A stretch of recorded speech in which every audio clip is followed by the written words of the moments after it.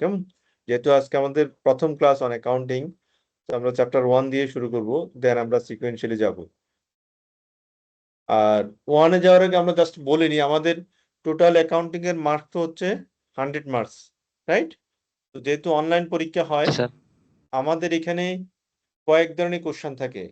একটা হচ্ছে আমাদের এমসিকিউ তো থাকবে, মাল্টিপল চয়েস কোশ্চেন, ট্রু ফলসও থাকে এর ভিতরে। দেন হচ্ছে আমাদের কিছু শর্ট কোশ্চেন থাকে। আরেকটা হচ্ছে scenario based question. Scenario based কোশ্চেনটা কি স্যার? আচ্ছা, আমরা একটু প্রেজেন্টেশনে যাই, তাহলে তখন বলি একটু।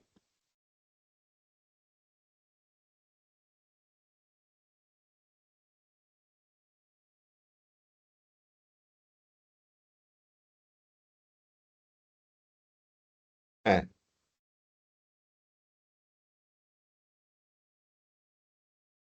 তারা দেখা যাচ্ছে। জি স্যার। ওকে, সো আমরা বেসিক্যালি চ্যাপ্টার 1 হচ্ছে আমাদের ইন্ট্রোডাকশন টু অ্যাকাউন্টিং, কেমন? আমরা এটাকে ফোকাস দিয়ে যাচ্ছি।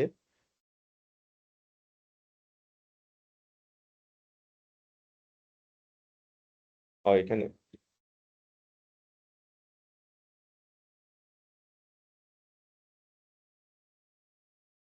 লাইট চেঞ্জ হচ্ছে না এখানে। ওকে, সো আমরা যদি এটা টোটাল স্কোপের মধ্যে চলে আসছে, আমি একটু বলে দিই আমাদের টোটাল কোশ্চেন প্যাটার্নটাতে, কেমন? আমরা বলছিলাম যে মাল্টিপল চয়েস কোশ্চেন থাকে, এমসিকিউ কোশ্চেন আমাদের থাকে। দেন হচ্ছে কিছু শর্ট কোশ্চেন থাকে। শর্ট কোশ্চেন কোথা থেকে স্যার? আমরা দেখবো যে আমাদের অনেকগুলো চ্যাপ্টার আছে। ইনভেন্টরিজ একটা চ্যাপ্টার আছে, কস্ট অফ গুডসের একটা চ্যাপ্টার আছে, প্রপার্টি প্ল্যান্ট ইকুইপমেন্ট একটা চ্যাপ্টার আছে। নর্মালি এই ধরনের চ্যাপ্টারগুলো থেকে আমাদের 3 মার্ক 5 মার্কের জন্য কি বিভিন্ন কোশ্চেন থাকতে পারে। যেমন ধরেন প্রপার্টি প্ল্যান্ট ইকুইপমেন্ট যেটা আছে, সেখান থেকে আমাদের একটা কোশ্চেন আসতে পারে ডেপ্রিসিয়েশনের ক্যালকুলেশন নিয়ে, কেমন? ইনভেন্টরিজ নিয়ে ইনভেন্টরি ভ্যালুয়েশন আসতে পারে, যে ক্লোজিং ইনভেন্টরি কত হবে, ওপেনিং ইনভেন্টরি কত হবে, সিওজিএস কত হতে পারে, গ্রস মার্জিন কত হতে পারে। এরকম ভাবে আমাদের কিছু শর্ট কোশ্চেন থাকতে পারে, যেটা 3 মার্কস 5 মার্কস এমন হতে পারে, দুই একটা কোশ্চেন থাকে। দেন আমরা একটা দেখি scenario based question. Scenario based question, যেটার মাধ্যমে নর্মালি আমরা ফাইন্যান্সিয়াল স্টেটমেন্ট তৈরি করে থাকি।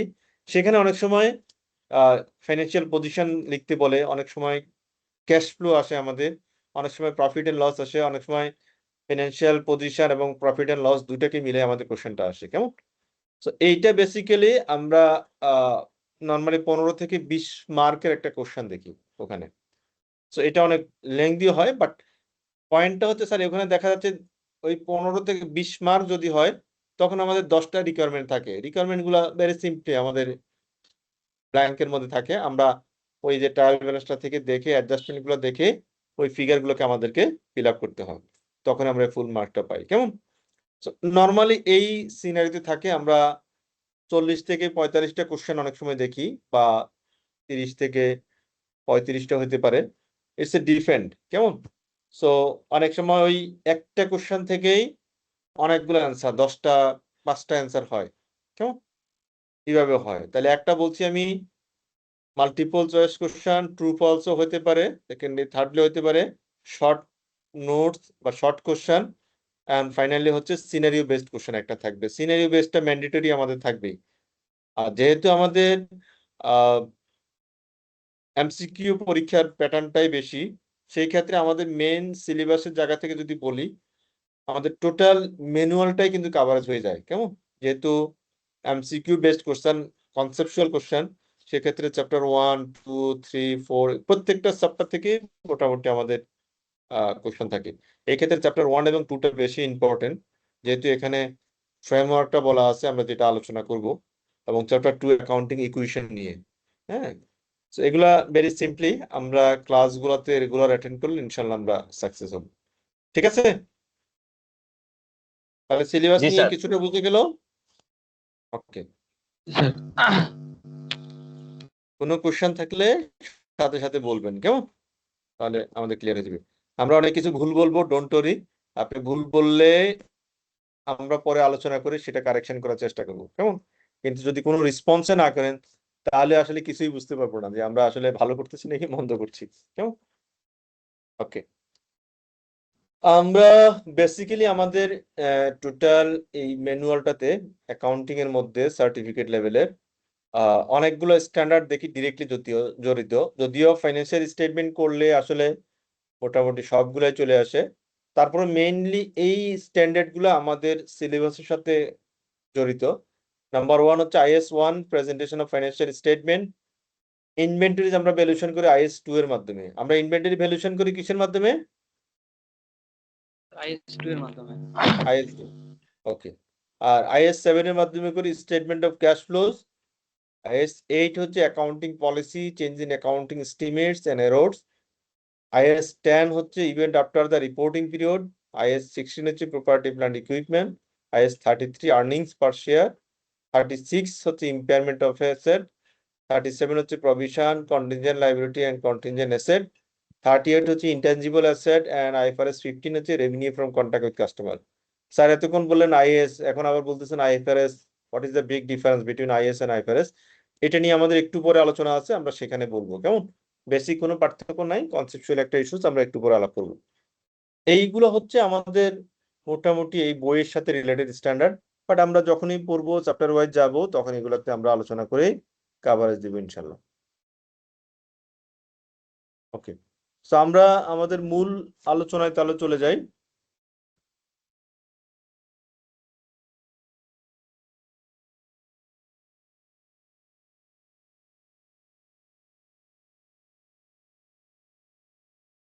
একটা মিনিট।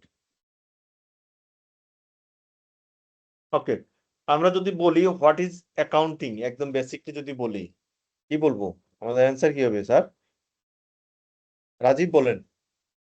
রাজীব যেহেতু সায়েন্সের, ও অ্যান্সার একটা দিলে। কোম্পানির ফাইন্যান্সিয়াল রেকর্ডস ফর্মালি নোট করা, আই থিঙ্ক। এক্স্যাক্টলি। আমরা যে কোনো প্রতিষ্ঠানের কথা বলি, ছোট প্রতিষ্ঠান বলি, মানে ছোট বলতে প্রোপ্রাইটারশিপ বলি, পার্টনারশিপ বলি, কোম্পানি বলি, প্রত্যেকটা অর্গানাইজেশনের কিন্তু হিসাব থাকে, আমাদের ফ্যামিলিরও হিসাব থাকে। কেমন? আমরা আর্নিংস এর উপরে, আপনি যখন কোনো হোস্টেলে থাকেন, মেসে থাকেন, ফ্যামিলির সাথে থাকেন, আপনি কিন্তু একটা হিসাব কিতাব মেনটেন করে জানেন। কেমন? তো প্রত্যেকেই কিন্তু আমরা হিসাব করে চলতে হয়। হিসাব ছাড়া আসলে আমরা কেউ থাকি না। হয়তো খরচ আয়ের অনুপাতে ব্যয় না করেও থাকি, বাট কিন্তু তারপর একটা হিসাব আমরা মেনটেন করি। সো পয়েন্টটা হচ্ছে তাহলে অ্যাকাউন্টিং আবার আলাদা কি? সবাই তো আমরা হিসাব করি। অ্যাকাউন্টিং এখানে বলছে accounting is art of recording, analyse and summarise the financial information in a significant manner. এই একটা শব্দ আছে আমাদের, একটা সিগনিফিকেন্ট ম্যানার। তার মানে আমি একরকম করলাম, আপনি একরকম করলেন, আরেকজন আরেকরকম, এভাবে হবে? নো, অ্যাকাউন্টিং ইনফরমেশনটা একটা সিগনিফিকেন্ট ম্যানার, যেটার জন্য আমরা একটু আগে দেখলাম, যেটা IFRS IAS আছে, একটা গাইডলাইন্স আমাদের দেওয়া আছে যে এই অ্যাকাউন্টিং রেকর্ড গুলা কিভাবে করতে হবে। কেমন? সো তার মানে হচ্ছে আমি আপনি আপনার মন মতো করে, আমার মন মতো করে আমরা অ্যাকাউন্টিং করতে পারবো না, which is not the right accounting. For right accounting we need to follow the accounting framework বা অ্যাকাউন্টিং যে স্ট্যান্ডার্ড গুলো আছে সেটাকে মেনটেন করে করা। কেমন? সো আমরা বলছি accounting is art of recording, analyse and summarise the financial information in a significant manner. অর্থাৎ একটা নির্দিষ্ট গাইডলাইন্স এর মাধ্যমে আমরা অ্যাকাউন্টিং এর যে ইনফরমেশন গুলো কোম্পানি, সেটাকে আমরা প্রথমে রেকর্ড করি, অ্যানালাইজ করি, তারপরে সামারাইজ করি, এবং সেখান থেকে গিয়া ফাইন্যান্সিয়াল ইনফরমেশন স্টেটমেন্ট গুলো তৈরি করি সামারি থেকে বিভিন্ন ধরনের। কেমন? তাহলে accounting is art of recording, analysing, summarising the financial information in a significant manner. আচ্ছা, স্লাইড ভিউ হচ্ছে না কেন? একটা মিনিট।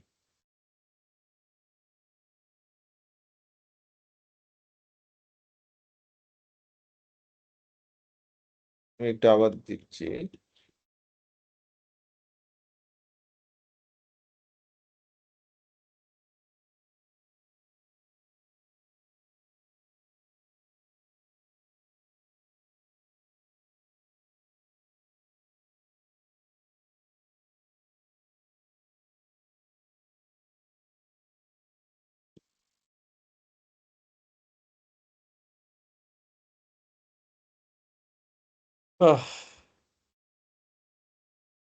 Just 1 minute.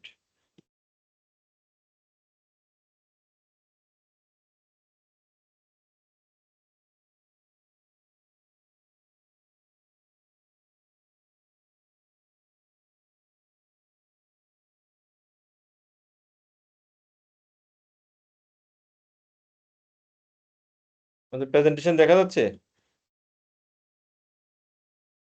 না এখন দেখা যাচ্ছে না। হ্যাঁ? এখন দেখা যাচ্ছে না। হ্যাঁ, কারণ আমি তো ক্লোজ করছি, দেখা যাবে কিভাবে?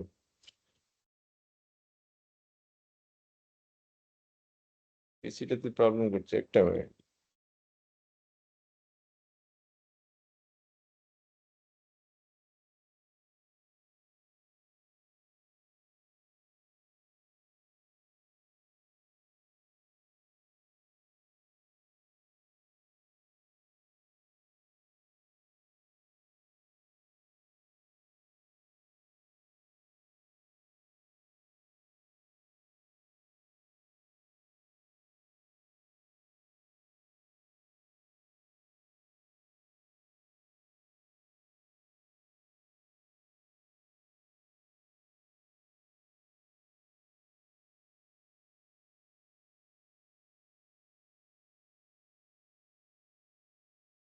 ভিউটা চেঞ্জ করতে পারছি না।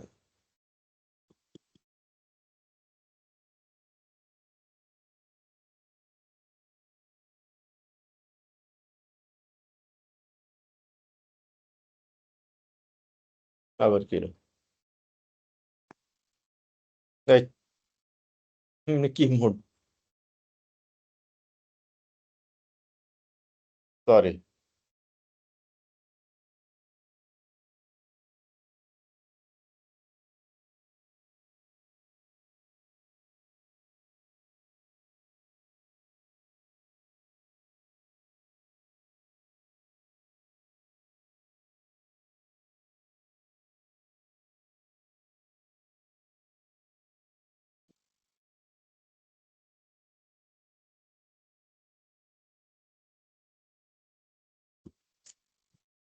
কেন হচ্ছে না কেন?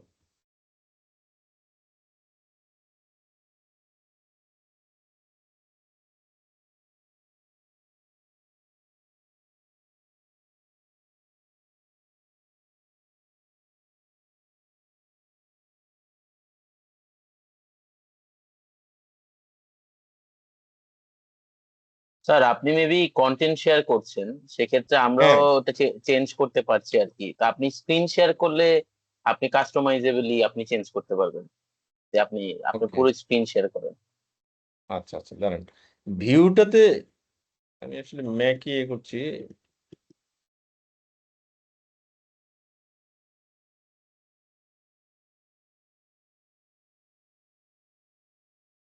পিসিটা চেঞ্জ করছিলাম।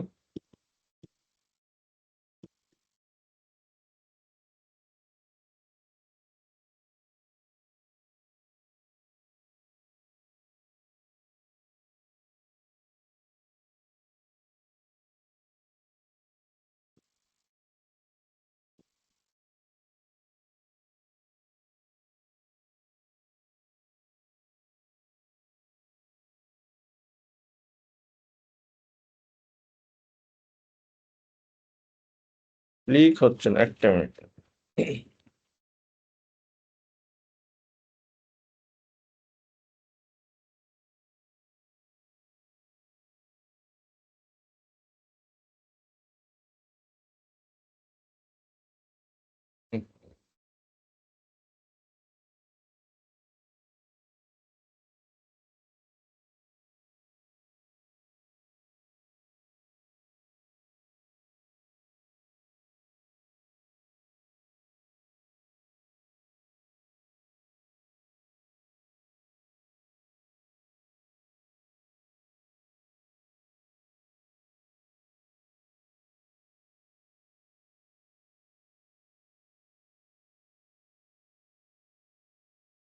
টাচ করলে ইয়ে হয় না, স্ক্রিন শেয়ারিংটা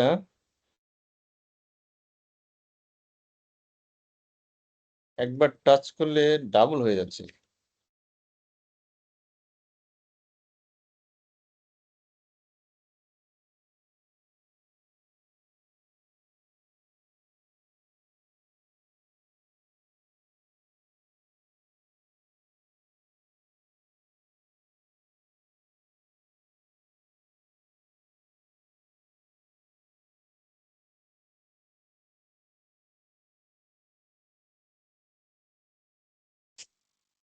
শেয়ার হচ্ছে না।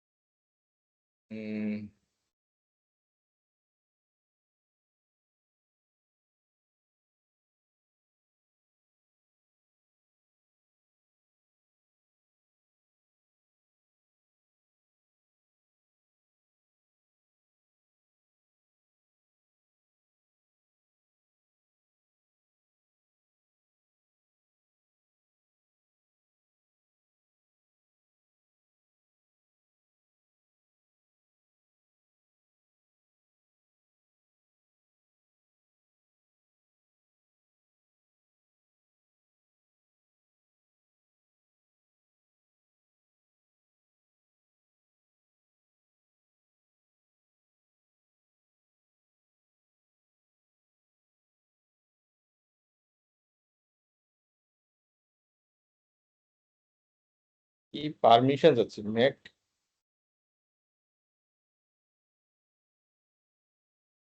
স্ক্রিন শেয়ারিং হচ্ছে না মনে হচ্ছে।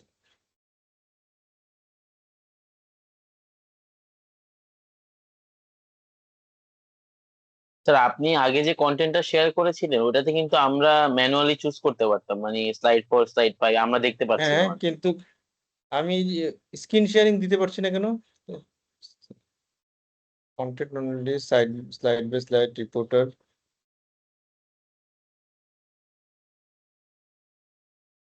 আপনি to কি হোস্ট setting. হিসেবে জয়েন করেছেন? হ্যাঁ হোস্ট হিসেবে জয়েন করেছেন নাকি রেগুলার জয়েন করেছেন?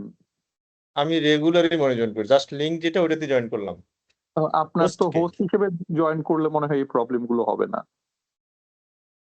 তাহলে হোস্ট কে এখন? এটা তো দেখা যাচ্ছে না।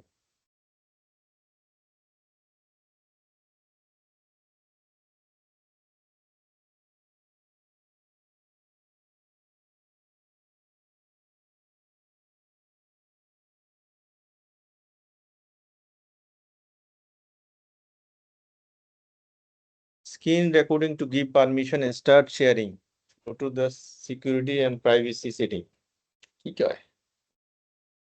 আচ্ছা, ম্যাকে হচ্ছে সেটিং থেকে আপনার মাইক্রোসফট টিমস যে সফটওয়্যারটা ওকে হচ্ছে পারমিশন দিতে হবে স্ক্রিন শেয়ারের জন্য, অ্যালাউ করতে হবে আর কি। তারপর হচ্ছে মানে ওখানে আমার লেখা এটা উঠবে হলো যে স্টার্ট, পেইড ভার্সন তো, এই জন্যই মনে হচ্ছে লেখা একটু উঠবে ঝামেলা করছে। স্টার্ট রেকর্ডিং বাট স্ক্রিন শেয়ারই হবে। হ্যাঁ তো ম্যাকে হচ্ছে আপনাকে সেটিং থেকে অ্যালাউ করতে হবে পারমিশনটা, আর হচ্ছে লেখা উঠবে যে স্টার্ট রেকর্ডিং বাট ওটা স্ক্রিন শেয়ারই হবে আপনি অ্যালাউ করলে। আচ্ছা আচ্ছা, একটা মিনিট।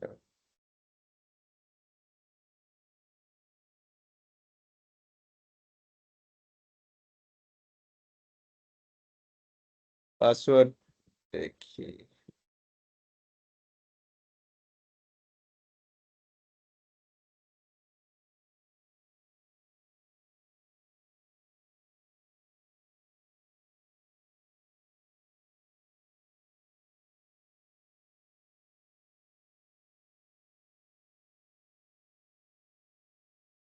পাসওয়ার্ড ম্যাচিং হচ্ছে না।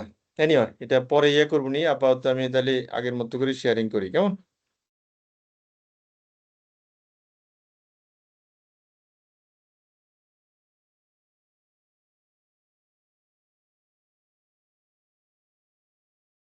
আপনার না লড়লে হলো।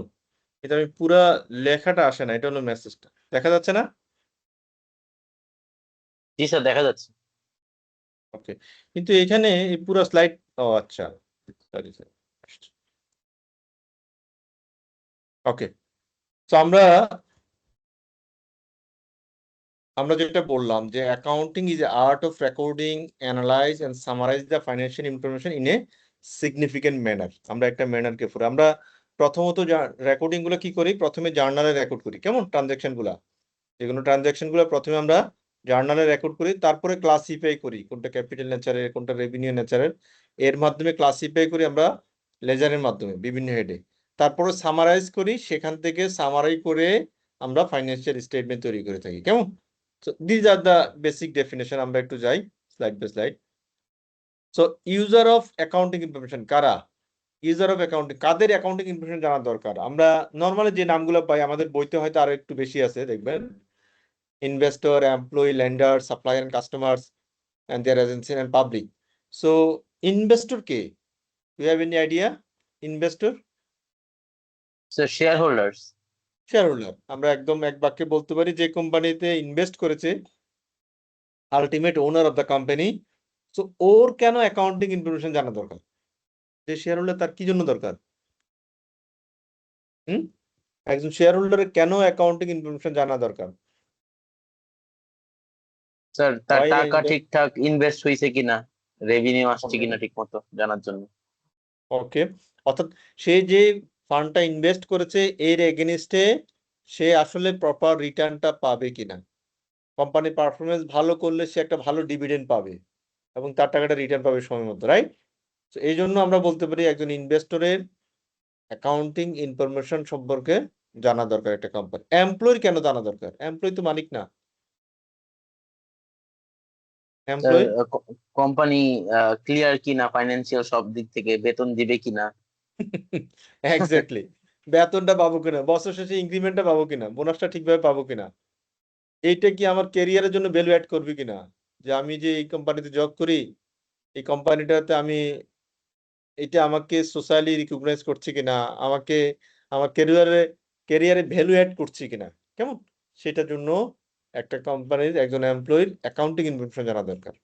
তো কোম্পানি যদি গ্রোথ না থাকে, আমরা রিটেল বিজনেসে বলি, আমরা ফুটওয়্যার বিজনেস যেটা বলি যে গ্রোথ ইজ ম্যান্ডেটরি। আপনি যদি ব্যবসায় গ্রোথ না থাকে, গত বছর 100 টাকা করছেন, এই বছর আপনাকে 101 টাকা করতে হবে।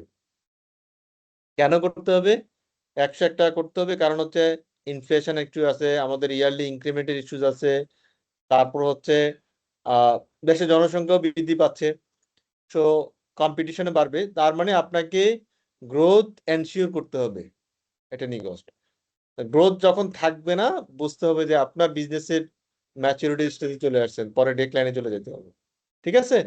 সো এই জন্য আমাদেরকে জানা দরকার ল্যান্ডার্স কে, who is the lender of a company? Lenders lenders মূলত স্যার ব্যাংকই তো বোঝায় যা এই যে ঋণ দিয়ে থাকে মূলত ব্যবসাকে। Very good, very good. Lender's হচ্ছে যে কোম্পানিতে ফাইন্যান্সিয়াল বা মনিটারি সাপোর্ট দিয়ে থাকে, কেমন? এটা ব্যাংক হতে পারে, এনবিএফএম হতে পারে, নন ব্যাংকিং ফাইন্যান্সিয়াল ইনস্টিটিউট হতে পারে, বা অন্য কোনো সোর্স হতে পারে। ওর কেন জানা দরকার আমাদের এক কোম্পানির অ্যাকাউন্টিং ইনফরমেশন? কারণ স্যার এই জন্য হইতে পারে যে ঋণ দিবে, যদি ব্যাংক ওই কোম্পানি যদি সচ্ছলতা না থাকে ঋণ পরিশোধ করার, তাহলে তো যদি ঋণ দিয়ে থাকে সেটা তো তাহলে অযথা মানে ব্যর্থ, টাকা তো উত্তোলন করতে পারবে না। ভেরি গুড, আমার মনে হয় রিলেভেল অ্যান্সার গুলাই হচ্ছে। সো একটা কোম্পানির ব্যাংকের এই জন্যই জানা দরকার তার টাকাটা সময় মতো সে ফেরত নিতে পারবে কিনা। সাপ্লায়ার কে, who is the supplier and other creditor? Supplier কে? কাদেরকে সাপ্লায়ার বলা হয়? স্যার যে র ম্যাটেরিয়াল সাপ্লাই করে। গ্যাস ফিনিশ গুডস হইতে পারে, অন্য কিছু হইতে পারে, মানে যার থেকে কোম্পানি নরমালি বাকিতে মাল কিনে থাকে। ওই সাপ্লায়ারের কেন জানা দরকার আমাদের কোম্পানির ইনফরমেশন? কারণ হচ্ছে তার টাকাটাও সে যে আমাকে বাকিতে দিচ্ছে, আদৌ আসলে আমি তাকে টাকাটা ফেরত করবো কিনা, আমার অতীত ইতিহাস কি বলে, কেমন, আমাদের পেমেন্ট পলিসি কি বলে, সেই জায়গা থেকে ওর দীর্ঘদিনের বিজনেসের আন্ডারস্ট্যান্ডিং থেকে সে আমাকে দেবে কিনা, আমাদের কোম্পানির ফাইন্যান্সিয়াল স্ট্রেন্থটা কি, এই সমস্ত জিনিসগুলো জানার মাধ্যমেই মূলত সে কি করে থাকবে, কোম্পানিতে বাকিতে মাল প্রোভাইড করা থাকবে। তো এই জন্যই ওই সাপ্লায়ারের জন্য এই কোম্পানির ফাইন্যান্সিয়াল ইনফরমেশন জানা জরুরি। কাস্টমারে কেন জানা দরকার? কারণ কাস্টমার ইজ দ্য কিং। কাস্টমারকে, who is buying the product from the company, আমার থেকে যে প্রোডাক্ট কিনছে, আপনারা যখন আউটরুমে আমাদের শোরুমে যাচ্ছেন, জুতা কিনছেন বা সক্স কিনছেন বা আদার যে আইটেমগুলো আছে, তখন আপনি তো ক্যাশে কিনছেন, ঠিক আছে, বাট আপনি আমার কিন্তু গুডউইলের পার্সপেক্টিভটা দেখছেন, আমি কতটা কোয়ালিটি মেনটেন করছি, কতটা কি করছি, ফাইন্যান্সিয়াল ইনফরমেশন গুলো দেখে আপনি কিন্তু একটা ট্রাস্ট নিতে পারেন, একটা ভ্যালু এডিশন করতে পারেন। সেজন্য একজন কাস্টমার জানা দরকার। সরকারের কেন জানা দরকার, পাবলিক বা গভর্নমেন্টের কেন কোম্পানির ফাইন্যান্সিয়াল ইনফরমেশন জানা দরকার? Why the government needs to know the financial information of a company? ভাই, what is your answer? Sir VAT tax ঠিক মতো দিচ্ছে কিনা ইয়েস, প্রফিট। তারপরে হচ্ছে আমরা পরিসংখ্যান তৈরি করে থাকি গভর্নমেন্টের বিভিন্ন অ্যানালাইসিসের মাধ্যমে কোন সেক্টরের রেভিনিউ সোর্স গুলো কি হচ্ছে সেটার মাধ্যমেও কিন্তু আমরা একটা সেক্টর ওয়াইজ অ্যানালাইসিস করে থাকি। বিভিন্ন পরিসংখ্যানের জন্য দরকার সরকারের রেভিনিউ রাজস্ব আহরণের জন্য, যেটাকে আমরা এনবিআর এর থ্রুতে ট্যাক্স, ভ্যাট, কাস্টম, হ্যাঁ, এগুলো রিকভারির পার্সপেক্টিভটাও অ্যানালাইসিসের জন্য কোম্পানির ফাইন্যান্সিয়াল ইনফরমেশন জানা দরকার। ভেরি গুড, আমার মনে হচ্ছে এগুলা আপনারা পারছেন। এটা একটু বলতে পারবেন, an entity transaction are recorded first in on which book? Books of original entity, ledger account, income statement, statement of financial position. Which one?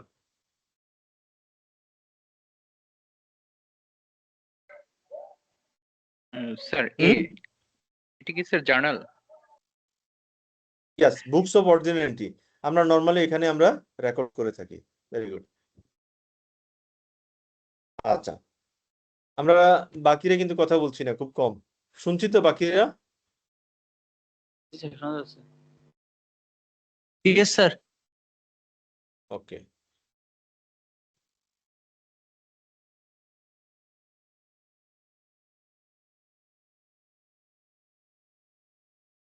ওকে। তো আমরা যদি বলি আমরা একটু আগে বললাম যে কিছু কিছু জায়গায় আমরা আইএফআরএস বললাম, কিছু কিছু জায়গায় আমরা আইএএস বললাম, কেমন? What is the basic difference between the IAS এবং আইএফআরএস? সো আমরা নর্মালি যেটা বলি, আগে যখন অ্যাকাউন্টিং স্ট্যান্ডার্ড গুলো ইস্যু হয়, প্রথমত আমরা স্ট্যান্ডার্ড গুলো কোথায় থেকে ইস্যু হয়?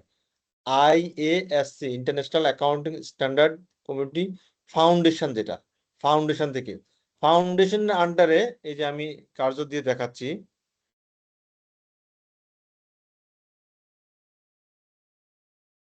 কালার তো বোঝা যাচ্ছে না কি কালার হচ্ছে, দেখা যাচ্ছে? জি স্যার, দেখা যাচ্ছে।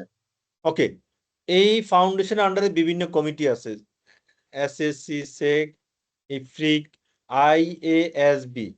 এই যে IASB, international accounting standard board, IASB টা আগে ছিল আইএএসসি, আইএএসসি,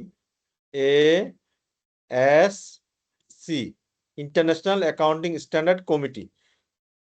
এই কমিটির মাধ্যমে, আইএসসির মাধ্যমে যে স্ট্যান্ডার্ড গুলো ইস্যু হতো প্রত্যেকটাকে বলা হতো আইএস নামে ছিল, ইন্টারন্যাশনাল অ্যাকাউন্টিং স্ট্যান্ডার্ড। অর্থাৎ 1973 সাল থেকে, আমি সহজভাবে বোঝানোর জন্য, 2001 সাল পর্যন্ত যতগুলো স্ট্যান্ডার্ড এসেছে সবগুলো স্ট্যান্ডার্ড আইএএস নামে ছিল। বাংলাদেশ বিভিন্ন সময় এটা বিভিন্ন নাম বলেছিলাম, আমরা বিএস বলেছিলাম, বাংলাদেশ অ্যাকাউন্টিং স্ট্যান্ডার্ড। সো এখন আমরা ইন্টারন্যাশনাল অ্যাকাউন্টিং স্ট্যান্ডার্ডকেই ডিরেক্টলি আমরা অ্যাডাপ্ট করে নিয়েছি, কেমন? একটা আমরা আইএস বলছি। তো সেই ক্ষেত্রে 2001 সালের পরে স্ট্যান্ডার্ড গুলো থেকে, কমিটি থেকে এটা বোর্ড গঠন করা হলো, IASB, international accounting standard board. এই বোর্ডের মাধ্যমে যতগুলো স্ট্যান্ডার্ড ইস্যু হচ্ছে 2001 সালের পরে, প্রত্যেকটাই কি নামে আসছে? স্ট্যান্ডার্ড আইএফআরএস নামে আসছে। আইএফআরএস নামে। Very good, international financial reporting standard. অর্থাৎ এখন যদি আমাদেরকে জিজ্ঞেস করে what is your accounting standard, we must say just a single line IFRS. আমাদের অ্যাকাউন্টিং স্ট্যান্ডার্ড হচ্ছে আইএফআরএস। আর আইএফআরএস ইনক্লুডস, এই যে এখানে একটা দেখা আছে দেখেন, এই যে পাশে দিয়ে, international financial reporting standard IFRS standard and interpretation issued by the accounting standard board, they comprises, এই চারটা জিনিসকে আমরা অ্যাকাউন্টিং স্ট্যান্ডার্ড বলি। হ্যাঁ, এই যে চারটা জিনিসকে, একটা কি? International financial reporting standard, international accounting standard, IFRIC interpretation, SIC interpretation. এই বিভিন্ন ইন্টারপ্রিটেশন এবং আইএএস, আইএফআরএস, এই সবগুলো মিলে হচ্ছে আমাদের অ্যাকাউন্টিং স্ট্যান্ডার্ড। আমরা এগুলো সবগুলোকে ফলো করি। তো কেউ যদি এক বাক্যে জিজ্ঞেস করে আমাদের পরীক্ষার হলে থাকে what is your accounting standard, we must say our accounting standard is IFRS, কেমন? আর IFRS include IAS, IFRS, অনেকগুলো IFRS যেগুলো নতুন করে আসছে, আগের সেগুলোকে বেনিশ করে আসছে, কিছু কিছু আমরা নতুন করে আসছে। যেমন ধরেন, আমরা যদি রেভিনিউর কথা বলি, রেভিনিউ আমরা মেজার করতাম আগে IAS 18, IAS 18, কেমন? এখন আমরা রেভিনিউর জন্য কত ফলো করছি? Any idea? রেভিনিউর জন্য আমাদের আইএফআরএস অ্যাকাউন্টিং, 15। ইয়াস, IFRS 15। সো এখন যদি আমাদের কেউ বলে what is your accounting standard for revenue measurement, আমরা বলবো IFRS 15, 18 আর 9। আবার ইনভেন্টরির জন্য আমরা কি ফলো করছি এখন? ইনভেন্টরি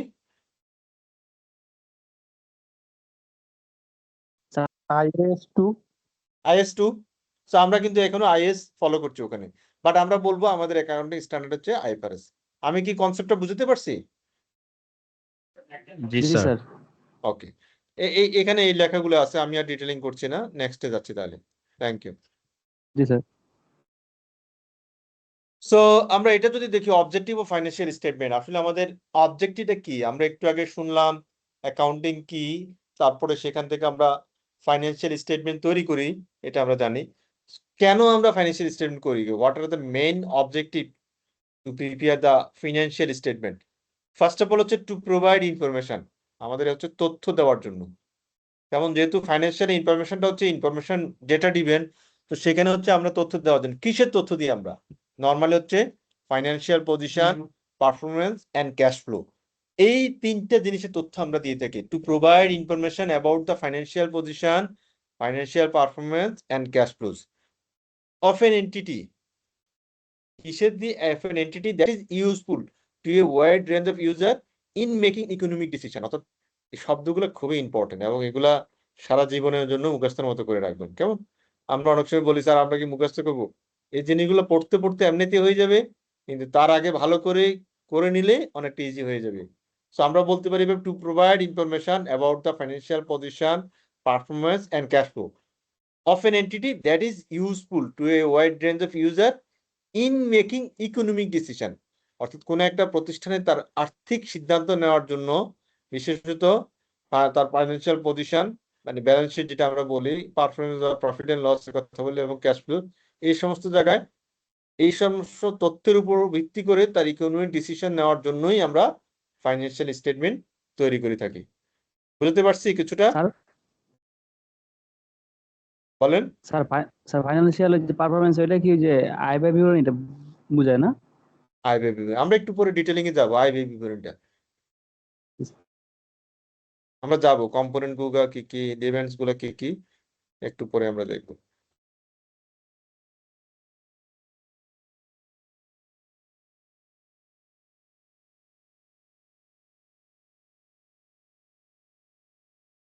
আবার কি হলো? আবার আটকে গেল নাকি? সে আসছে না কেন?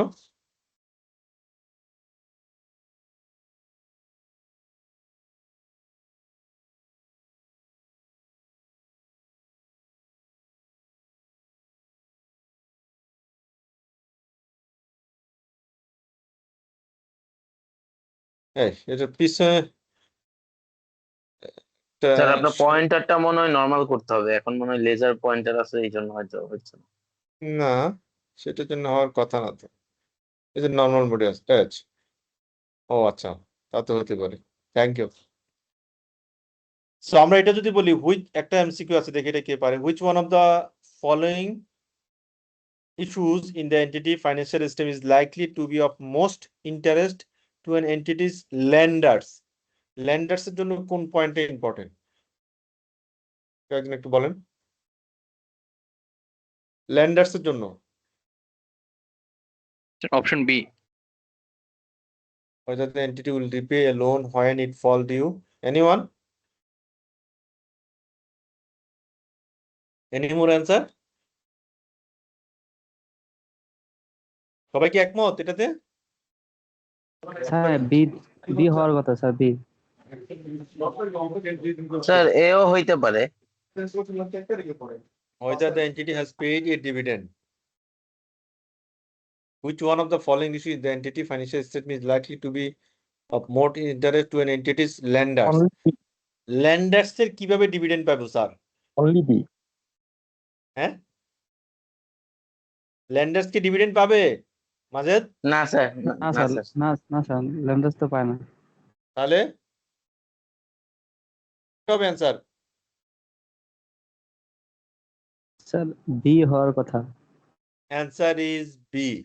ল্যান্ডার্স হচ্ছে টাকা ধার দিছে, টাকা ফেরত পাবে কিনা, সিম্পল অ্যান্সার, ঠিক কিনা? জি স্যার, জি স্যার। ওকে। Thank you.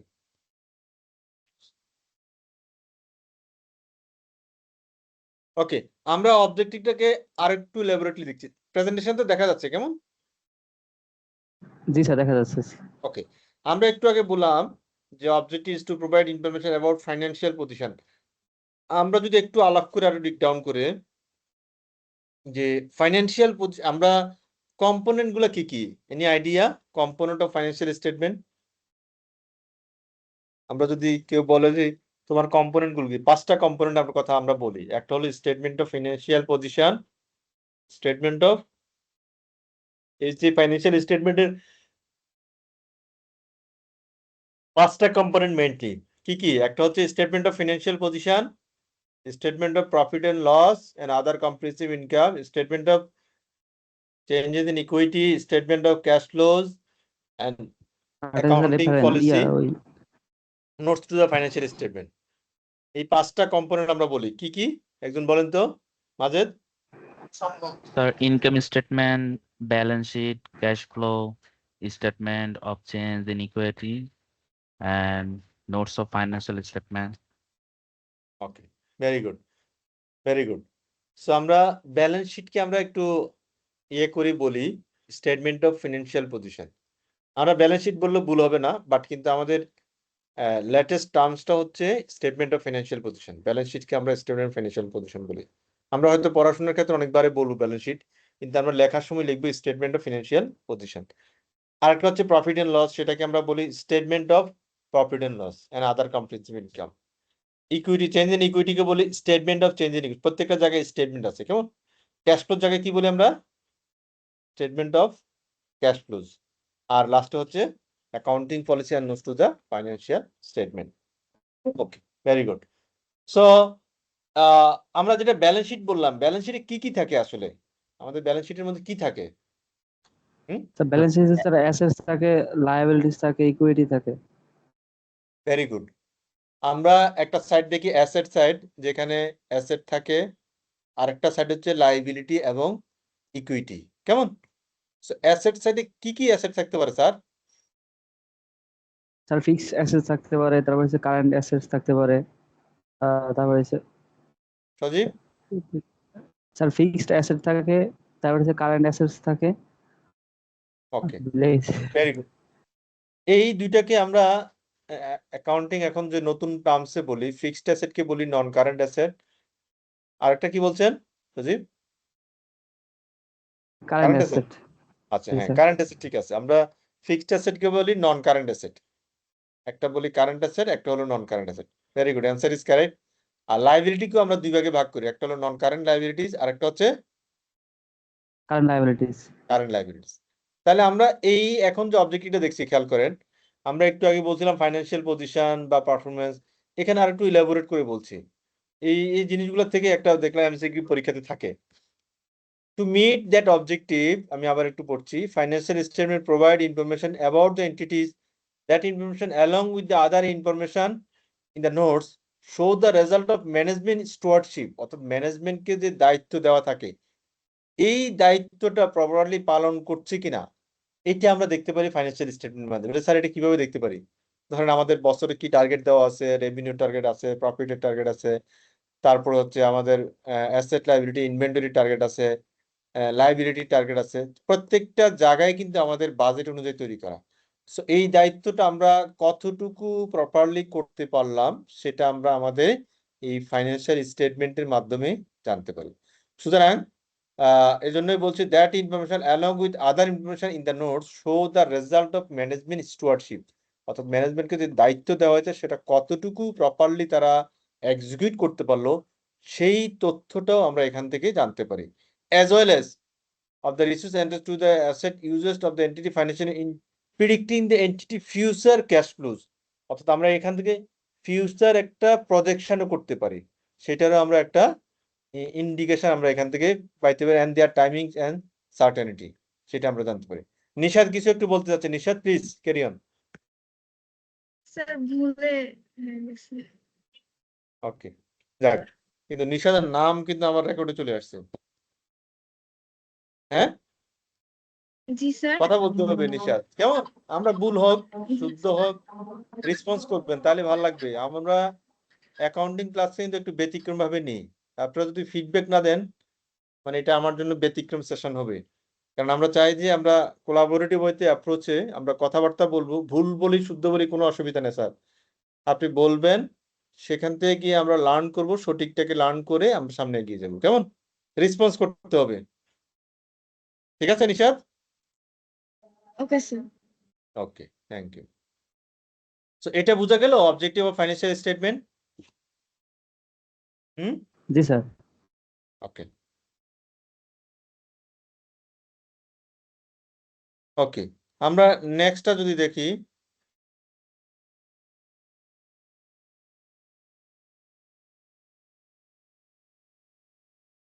আসে নোটস থাকে কেন? নোটসের কলম।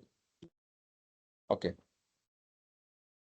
আমরা এবার দেখি, আমরা একটু আগে বললাম আমরা 5টা কম্পোনেন্টের কথা বললাম, statement of financial position, statement of profit and loss, cash flow, change in equity, notes to the financial. এখন কোনটা কতদিনের জন্য করি? আমরা স্টেটমেন্ট অফ ফিনান্সিয়াল পজিশন, যেটাকে ব্যালেন্স শিট বলছি, ব্যালেন্স শিট কতদিনের জন্য তৈরি করা হয়? পয়েন্ট অফ টাইমে। Very good. কে বলছে এটা? মাহমুদ। মাহমুদ।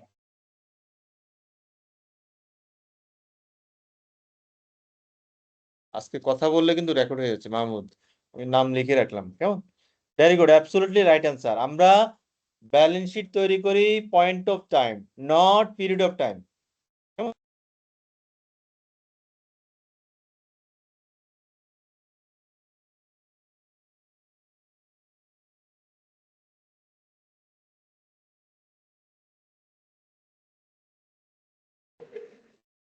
স্যার কি মিউট হয়ে গেছেন স্যার? হ্যাঁ, মিউটই তো লাগতেছে স্যার। হ্যাঁ স্যার, আমি আছি, ইচ্ছাকৃত মিউট হয়েছে এটা। ওকে, সো আমরা বলছি, ভেরি গুড, আমরা মাহমুদ যেটা বললো যে আমরা ব্যালেন্স শিট তৈরি করি point of time.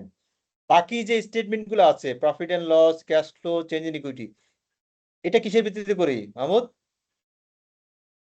Period of time ওটাকে আমরা বলছি পিরিয়ড অফ টাইম। তার মানে হচ্ছে পয়েন্ট অফ টাইমের মিনিংটা কি? যে আমি ব্যালেন্স শিট, আমি যদি বলি আমাদের অ্যাকাউন্টিং ইয়ার এন্ড হচ্ছে 30 জুন 2026, তাহলে আমাদের ব্যালেন্স শিট কতদিনের জন্য তৈরি করব? ধরেন পয়েন্ট অফ টাইম বলতে কি বোঝায়? বাকিরা একটু যদি অ্যাড 30 করেন। জুন তারিখে অ্যাসেট লায়াবিলিটির কি অবস্থা? আমি তো টোটাল ফাইন্যান্সিয়াল পিরিয়ড হচ্ছে আমার 1 বছর, জুলাই টু জুন।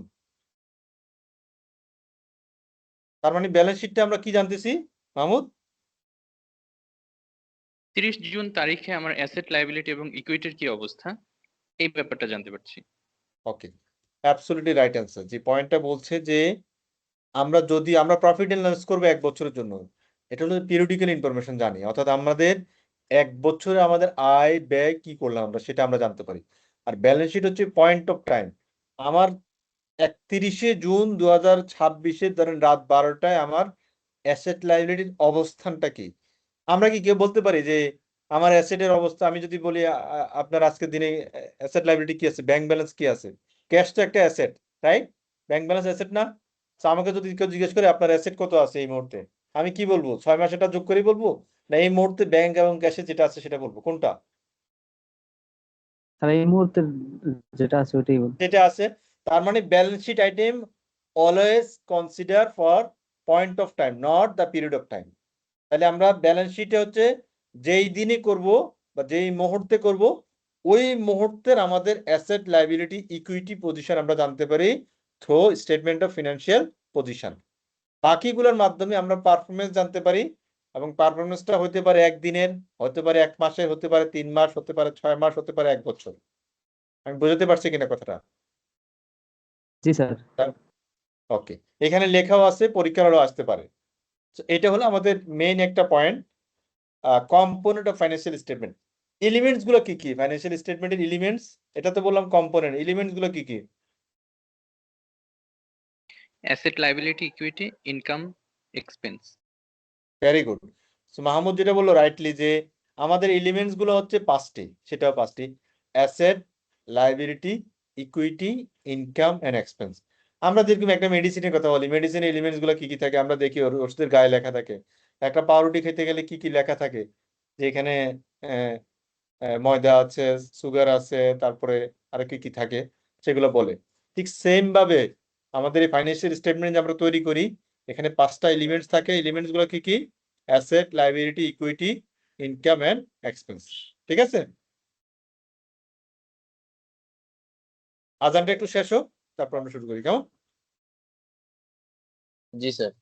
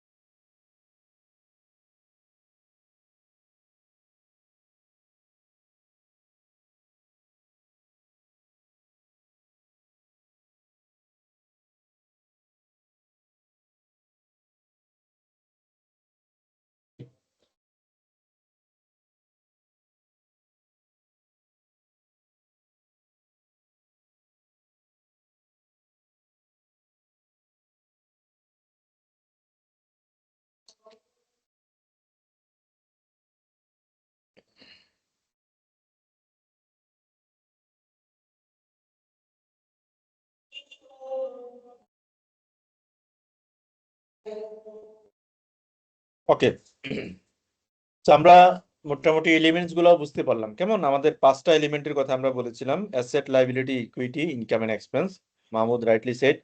আমরা অনেক সময় ব্যালেন্স শিট আমরা নরমালি কয় কলাম করে থাকি? Any idea, anyone? আমরা যে ফাইন্যান্সিয়াল পজিশন বলে একটা কোম্পানি অ্যানুয়াল রিপোর্ট আমরা দেখেছি কিনা, নরমালি 2 বছরের ডাটা থাকে। কয় বছরের?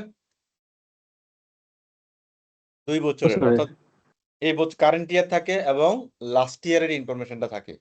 আমরা যদি 30 জুন 2026 করি অডিটেড অ্যাকাউন্টস এই বছরের, তাহলে কম্পারেটিভ কোনটা থাকবে আমাদের? 30 জুন 2000 কত? 13 জুন 2000 কত? 25, রাইট? তাহলে 26-এর পাশাপাশি আমাদের 25-এর ইনফরমেশন থাকবে নরমালি আমরা ব্যালেন্স শিট যদি করি। কখনো যদি আমাদের এরকম কোনো সার্কামস্টেন্স হয় যে কোনো ধরনের কোনো রেট্রোস্পেক্টিভ অ্যাপ্লিকেশন দিতে হয়, কোনো অ্যাকাউন্টিং পলিসি চেঞ্জ হয়, অথবা কোনো কারণে দেখা যাচ্ছে রেট্রোস্পেক্টিভ অ্যাপ্লিকেশন দিতে হয়, পলিসি চেঞ্জ বা কোনো ভুল যদি ধরা পড়ে, ম্যাটেরিয়াল কোনো ভুল, সেই ক্ষেত্রে আমাদেরকে ব্যাক ক্যালকুলেশন করে আমাদেরকে অ্যাডজাস্টমেন্ট দিতে হবে। এই ক্ষেত্রে অনলি ওই ক্ষেত্রে আমাদেরকে 3 কলাম ব্যালেন্স শিট করতে হবে। কয় কলাম? 3 কলাম। 3 3 কলাম। 3 কলাম বলতে স্যার কি বুঝাচ্ছি? আমরা তো 2 কলাম বুঝলাম। 2 কলাম কি? আমি যদি কারেন্ট ইয়ার বলি 30 জুন 2026, লাস্ট ইয়ার কত? 30 জুন 25। 2025। আরেকটা কলাম করতে হবে, সেটা হবে 30 জুন 2026 স্যার। 26 তো আছে কারেন্ট ইয়ার, লাস্ট ইয়ার হলো 25, তার আগের বছরটা করবো আমরা 24-এ। তার মানে 24, 25, 26 এই 3 কলাম ব্যালেন্স শিট করব। কখন করব? Only balance sheet, other information না, প্রফিট এন্ড লস নাই, অনলি ব্যালেন্স শিট। কখন করব? যদি কোনো আমাদের পলিসিগত কোনো আমরা এরর হয়ে থাকে, কোনো ভুল হয়ে থাকে, হুইচ ইজ ম্যাটেরিয়াল। এখন স্যার ম্যাটেরিয়াল আর ইম্যাটেরিয়াল মানে কি? এটা তো বুঝি নাই। আমার হাতে যেটা আছে এটা কি? ম্যাটেরিয়াল। এটা একটা কলাম, রাইট? জি স্যার। এটার দাম কত?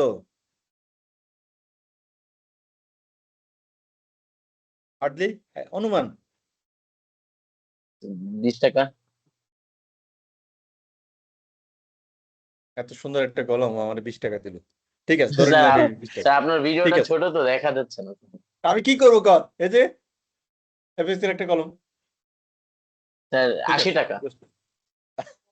আচ্ছা ঠিক আছে, আমরা 20 টাকায় ধরে নিলাম, অসুবিধা নেই। সো পয়েন্ট হচ্ছে এই যে কলমটা, ধরেন কথার কথা আমাদের কাউকে দিয়ে আমরা এই কলমটা কিনে নিয়ে আসলাম, অফিসের একজন স্টাফকে দিয়ে। এটা 20 টাকাটা কলমটা এনে সে এখানে 30 টাকা ডিমান্ড করলো, কেমন? এখন 30 টাকা ডিমান্ড করে ম্যানেজমেন্ট থেকে এটা পেমেন্টও করে দিল 30 টাকা। আপনি অ্যাজ এ অডিটর, আপনি যখন অডিট করতে আসলেন আমাদের এখানে, আসার পরে দেখলেন যে এই 10 টাকার তো এখানে বেশি দেওয়া হয়েছে, এই কলমের দাম তো 20 টাকা, কিন্তু কোম্পানি থেকে 30 টাকা দেওয়া হয়েছে, 10 টাকা এখানে ফ্রডুলেন্ট অ্যাক্টিভিটিস করে ওই মেসেঞ্জার নিয়ে গেছে বা যারা দিয়ে আনানো হয়েছে। এখন পয়েন্ট হচ্ছে ভুল তো আপনি ধরতে পারছেন এবং হুইচ ইজ অ্যাবসলিউটলি রাইট, আনডাউটফুলি, কিন্তু এটার জন্য এখন কি অডিট রিপোর্ট কোয়ালিফাই করবে কি করবে না, কি করবে? আমরা অডিটররা কি করি? রিপোর্ট অডিটরের কাজটা কি? আমরা অডিটরের কাজটা কি? ওপিনিয়ন দেওয়া। এটা মনে রাখেন একটু, অডিটরের কাজ কি? স্যার ওপিনিয়ন দেওয়া। মতামত দেওয়া। ডাক্তারের কাজ কি? ডাক্তার যেমন মতামত দেয়, কেমন? সেখানে রিপোর্ট আমরা বলি ভালো না খারাপ। ভালো হলে কি রিপোর্ট বলি, কোয়ালিফাইড না আনকোয়ালিফাইড? আনকোয়ালিফাইড। কোয়ালিফাইড। হ্যাঁ, ভালো হলে আনকোয়ালিফাইড। আচ্ছা, এটা কেমন কথা? ভালো হলে আনকোয়ালিফাইড, খারাপ হলে কোয়ালিফাইড। হ্যাঁ, হুম, অ্যাসুরেন্স কিনা? ওইটাই, হ্যাঁ তারিফ, স্যার অ্যাসুরেন্স ভালো ওইটাই। হলে কোয়ালিফাইড হওয়ার কথা না। না যেটা বলছে এটা কারেক্ট, মানে এই প্রফেশনালের পড়াশোনার মধ্যে এই কিছু বিউটি আছে, বুঝছেন? এটা অবশ্যই আপনি দেখবেন। ধরেন আপনি কথার কথা আহ কোভিড টেস্ট করতে গেছিলেন আমরা যখন, কেমন? কোভিড টেস্ট করার পরে কোভিড রেজাল্ট আসছে পজিটিভ, ভালো না খারাপ? অবশ্যই খারাপ স্যার। হ্যাঁ, বুঝতে খারাপ। পারছি। অবশ্যই খারাপ স্যার। হ্যাঁ, কোভিড রেজাল্ট নেগেটিভ আসছে, নিশাত, তখন কি ভালো না খারাপ? খারাপ। স্যার ভালো ভালো। কোভিড রেজাল্ট নেগেটিভ আসছে, আপনি টেস্ট করলেন, টেস্ট করার পরে ডাক্তার বললো আপনার রেজাল্ট নেগেটিভ আসছে, ভালো না খারাপ? তখন ভালো। ভালো। সো আমাদের অডিট রিপোর্টের ক্ষেত্রে সেম, এটা মনে রাখেন। আনকোয়ালিফাইড রিপোর্ট মানে ভালো, অর্থাৎ এখানে এমন কোনো পয়েন্ট নাই যেটার জন্য অডিটর এটাকে খারাপ বলবে, মিনিংটা হচ্ছে অনেকটা এরকম, কেমন? আর কোয়ালিফাইড পয়েন্ট মানে হচ্ছে এমন কিছু পয়েন্ট আছে যেটার জন্য অডিট আপনাকে আনকোয়ালিফাইড বা fresh true and fair view বলতে পারছে না, ওই পয়েন্টের কারণে তখন এরকম বলে। হাওয়ার পয়েন্টটা বলছি এই কারণে, এখন এই যে আপনি স্যার আইডেন্টিফাই এই করলেন, পার্টটা আবার বোঝাবেন? হ্যাঁ, হুম, স্যার এই পার্টটা আমাকে একটু আবার বোঝাবেন, আমার নেট প্রবলেমের কারণে আমি শুনতে পাইনি। ওকে। আমরা যেটা বলছি, নাফিসা, নাফিসা আমরা যেটা বলছি যে audit report qualified audit report, either it is good or bad. Answer হচ্ছে it is bad. Audit report qualified মানে খারাপ। আমরা অনেক সময় বলছিলাম যে কোভিড এর কথা শুনি আমরা, কোভিড যদি কারো আপনি টেস্ট করলেন, ডাক্তার বললো আপনার কোভিড পজিটিভ, তাহলে কি ভালো না খারাপ নাফিসা? স্যার অবশ্যই খারাপ। খারাপ, কারণ কোভিড রিপোর্ট পজিটিভ মানে খারাপ। তো সেম ভাবে অনেকটা, জাস্ট একটা এক্সাম্পল স্বরূপ বললাম, অডিট রিপোর্ট কোয়ালিফাইড মানে হচ্ছে এমন কোনো পয়েন্ট আছে যেটার জন্য আপনাকে ভালো বলতে পারতেছে না রিপোর্টটা। সো কোয়ালিফাইড রিপোর্ট মানে কোম্পানির যে কোনো একটা প্যারামিটারে খারাপ আছে কোথাও, সে হয়তো কোনো একটা স্ট্যান্ডার্ড ফলো করছে না, বা কোনো একটা গাইডলাইন্সকে ফলো করছে না, কোনো একটা লজ এন্ড রেগুলেশনকে ফলো করছে না, অথবা এরকম কোনো কিছু আছে যেটা অডিটরের চোখে এসছে হুইচ ইজ ম্যাটেরিয়াল। এখন আমরা তাহলে আনকোয়ালিফাইড অডিট রিপোর্ট হচ্ছে ভালো অডিট রিপোর্ট। কোনো কোম্পানির জন্য ফ্রেশ রিপোর্ট দিতে হয়, তখন অডিটর যে ওপিনিয়ন দিবে সেটা হচ্ছে আনকোয়ালিফাইড ওপিনিয়ন, যেখানে এমন কোনো খারাপ কিছু নাই যেটার জন্য সে কোয়ালিফাইড করবে। নাফিসা বুঝা গেছে কিছুটা? জি স্যার, বুঝতে পেরেছি। ওকে, থ্যাংক ইউ। আমরা এখন যেটা বলছিলাম যে কলমের উদাহরণটা দিয়ে, আমাদের মাহমুদ দেয় নাই মনে হয়, সজীবী মনে হয় 20 টাকা দিয়েছিল, কে জানি। এখন পয়েন্ট হচ্ছে না স্যার এই আমি না কলম, স্যার। হ্যাঁ আমি এত কম দেওয়ার কথা না নাকি? ঠিক আছে, ওকে। জি, স্যার। সো ঠিক আছে, আমরা যদি এই কলমটা আমরা বললাম যে 20 টাকা দিয়ে কিনে, আমাদের যাকে দিয়ে কিনলাম সে 30 টাকা নিয়ে আসলো, 30 টাকা দিয়ে কোম্পানি থেকে 30 টাকা পরিশোধ করলো। অডিটর এসে এটা ধরতে পারলো যে এটা 20 টাকার কলম ছিল, এখানে 30 টাকা লেখা হয়েছে, 10 টাকা ভুলে বেশি দেওয়া হয়েছে। এখন অডিট কি এটা রিপোর্ট জন্য কোয়ালিফাই করবে না করবে না? পয়েন্ট হচ্ছে এটা, অডিটর কি রিপোর্ট কোয়ালিফাই করবে? কোয়ালিফাই করবে স্যার। হ্যাঁ কোয়ালিফাই করবে এটার জন্য। ম্যাটেরিয়ালিটি দেখতে হবে আগে, আমার মাহমুদ, ফাইন্যান্সিয়াল স্টেটমেন্ট সাইজ, ম্যাটেরিয়ালিটি এগুলো ক্যালকুলেট করতে হবে। স্যার ম্যাটেরিয়ালিটি লেভেলটা চেক করবে, হ্যাঁ আমি এগ্রি করি। Yes, that is the biggest point. কেমন? আমরা এই সময় দেখবো যে এইটা কি ডিসিশন মেকিং এফেক্ট জন্য কিনা। আমার কোম্পানির ব্যালেন্স শিট সাইজ ধরেন 3000 কোটি টাকা। এখন এই 3000 কোটি টাকার মধ্যে 10 টাকা গড় মিল, এখন এটা বোর্ড মিটিং, অডিটর সবকিছু লাগবে আসলে? নো, দিস না is sir. The concept of ম্যাটেরিয়ালিটি, যে এই জিনিসটা, এই টাকাটা আমাদের ডিসিশন মেকিং এ কোনো ইফেক্ট করছে কিনা। যদি আমাদের ডিসিশন মেকিং ইফেক্ট করে, তাহলে সেটাকে আমরা ম্যাটেরিয়াল বলবো। কেমন? আমাদের ম্যাটেরিয়ালিটির সংজ্ঞা আছে, আমাদের পরে আরো পড়বো, বাট আমরা আলোচনার স্বার্থে এখানে বলছি, যদি কোনো এরকম ম্যাটেরিয়াল অ্যামাউন্ট থাকে যেটা প্রিভিয়াস ভুল করছি, ধরেন এটা 10 টাকা না যায়, যদি এটা 10 কোটি টাকা হতো, 1 কোটি টাকা হতো, যে 2020 সালে এই ভুলটা ছিল, তাহলে অবশ্যই সেটা আমরা কারেকশন করব। 20 সাল থেকে অ্যাডজাস্টমেন্ট দিয়ে এসে আমরা ব্যালেন্স শিটটা শুধু 3 কলাম দেখাবো, 26, 25, 24 সালের। 24 সালের মধ্যে ওই 20 সাল থেকে এসে 24 সালে কারেকশন করব, 24 সালে কারেকশন 25-এ আসবে, 25-এর কারেকশন 26-এ আসবে। এইভাবে আমরা 3 কলাম ব্যালেন্স শিট করব। আমি কিছুটা বুঝতে পারছি মাহমুদ? ক্লিয়ার? জি স্যার। বাকিরা? সজীব বা রাজীব? জি স্যার, জি স্যার। জি স্যার, ওকে, ক্লিয়ার স্যার। Very good. আমরা নেক্সটে যাই তাহলে। আচ্ছা, রেগুলেশন অফ অ্যাকাউন্টিং। অ্যাকাউন্টিং এর অনেকগুলা রেগুলেশনের কথা আমরা বলি, যেটা আমরা বলি, আমরা নরমালি একটু আগে কি বললাম, আমাদের অ্যাকাউন্টিং স্ট্যান্ডার্ড কি? What is our accounting standard? কেউ বললে আমরা কি বলবো? আইফারএস। আইএফআরএস। আইএফআরএস হচ্ছে আমাদের অ্যাকাউন্টিং স্ট্যান্ডার্ড। এটার ভিতরে আইএস থাকবে, আইএফআরএস থাকবে, ইফিক থাকবে, সিক ইন্টারপ্রিটেশন থাকবে, সবগুলো থাকতে পারে। রেগুলেশন গুলো বলতে আবার আমরা কিন্তু গ্যাপও ফলো করি, জেনারেলি অ্যাকসেপ্টেড অ্যাকাউন্টিং প্রিন্সিপাল, কেমন? ইউএস গ্যাপ আমরা বলি। সো গ্যাপটা কোনটা? গ্যাপটা হচ্ছে ধরেন আপনার লোকাল যে রেগুলেশন গুলো আছে, যেমন আমাদের কোম্পানি আইনের মধ্যে কিছু গাইডলাইন থাকতে পারে। তো সেই ক্ষেত্রে আইএফআরএস এবং লোকাল ল এই দুটার মধ্যে থেকে যদি কোনো কন্ট্রাডিক্টরি হয়, আমাদের লোকাল ল কিন্তু প্রিভিলেজ পাবে। কেমন? যেমন ধরেন আমরা যদি ব্যাংক অডিটের কথা বলি, ব্যাংকের যে লোনের যে প্রভিশন রাখতে বলে, হ্যাঁ বিভিন্ন ধরনের, সেটা বাংলাদেশ ব্যাংকের কিছু গাইডলাইন্স আছে যেটা কিনা আইএফআরএস এর সাথে সাংঘর্ষিক। এখন আমরা কোনটা ফলো করব? আইদার বাংলাদেশ ব্যাংকের গাইডলাইন্স নাকি আইএফআরএস এর গাইডলাইন্স? ওই ক্ষেত্রে Bangladesh bank. Bangladesh bank, because this is our local loss. So local লসটা তখন প্রায়োরিটি পাবে। আমরা তখন আমাদের অডিট রিপোর্টে কি বলে ফাইন্যান্সিয়াল স্টেটমেন্ট ডিসক্লোজার নোটস এর মধ্যে ডিসক্লোজার দিয়ে দিব, এই জায়গাটা আমরা বাংলাদেশ ব্যাংকের সার্কুলার, এই সার্কুলার ফলো করার কারণে এইভাবে ক্যালকুলেশন করা হয়েছে। কেমন? তাহলে আমাদের কাছে ক্লিয়ার থাকবে।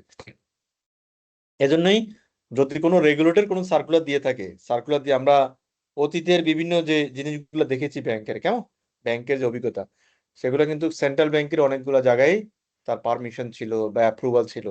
সেটার কারণেই কিন্তু আলটিমেট অডিটরের জায়গা থেকেও অনেক বাইন্ডিং ছিল তার জিনিসগুলোতে রিপোর্ট করার ক্ষেত্রে, কারণ হচ্ছে যেহেতু রেগুলেটরি একটা নোটিফিকেশন ছিল। তারপর হচ্ছে ট্রু অ্যান্ড ফেয়ার ভিউতে আমরা দিয়ে থাকি, এটা কোম্পানি আইনেও বলা আছে, faithful representation. True and fair view তে আমরা রিপোর্ট প্রেজেন্ট করে থাকি, সেটা কি সেটা আমরা একটু পরে আবার একটু দেখবো। ট্রু অ্যান্ড ফেয়ার ভিউটা কি? এমনি একটু আইডিয়া আছে ট্রু অ্যান্ড ফেয়ার ভিউ কি Mahmud? Sorry sir. True and fair view বলতে কি বুঝি? What is true and what is fair view?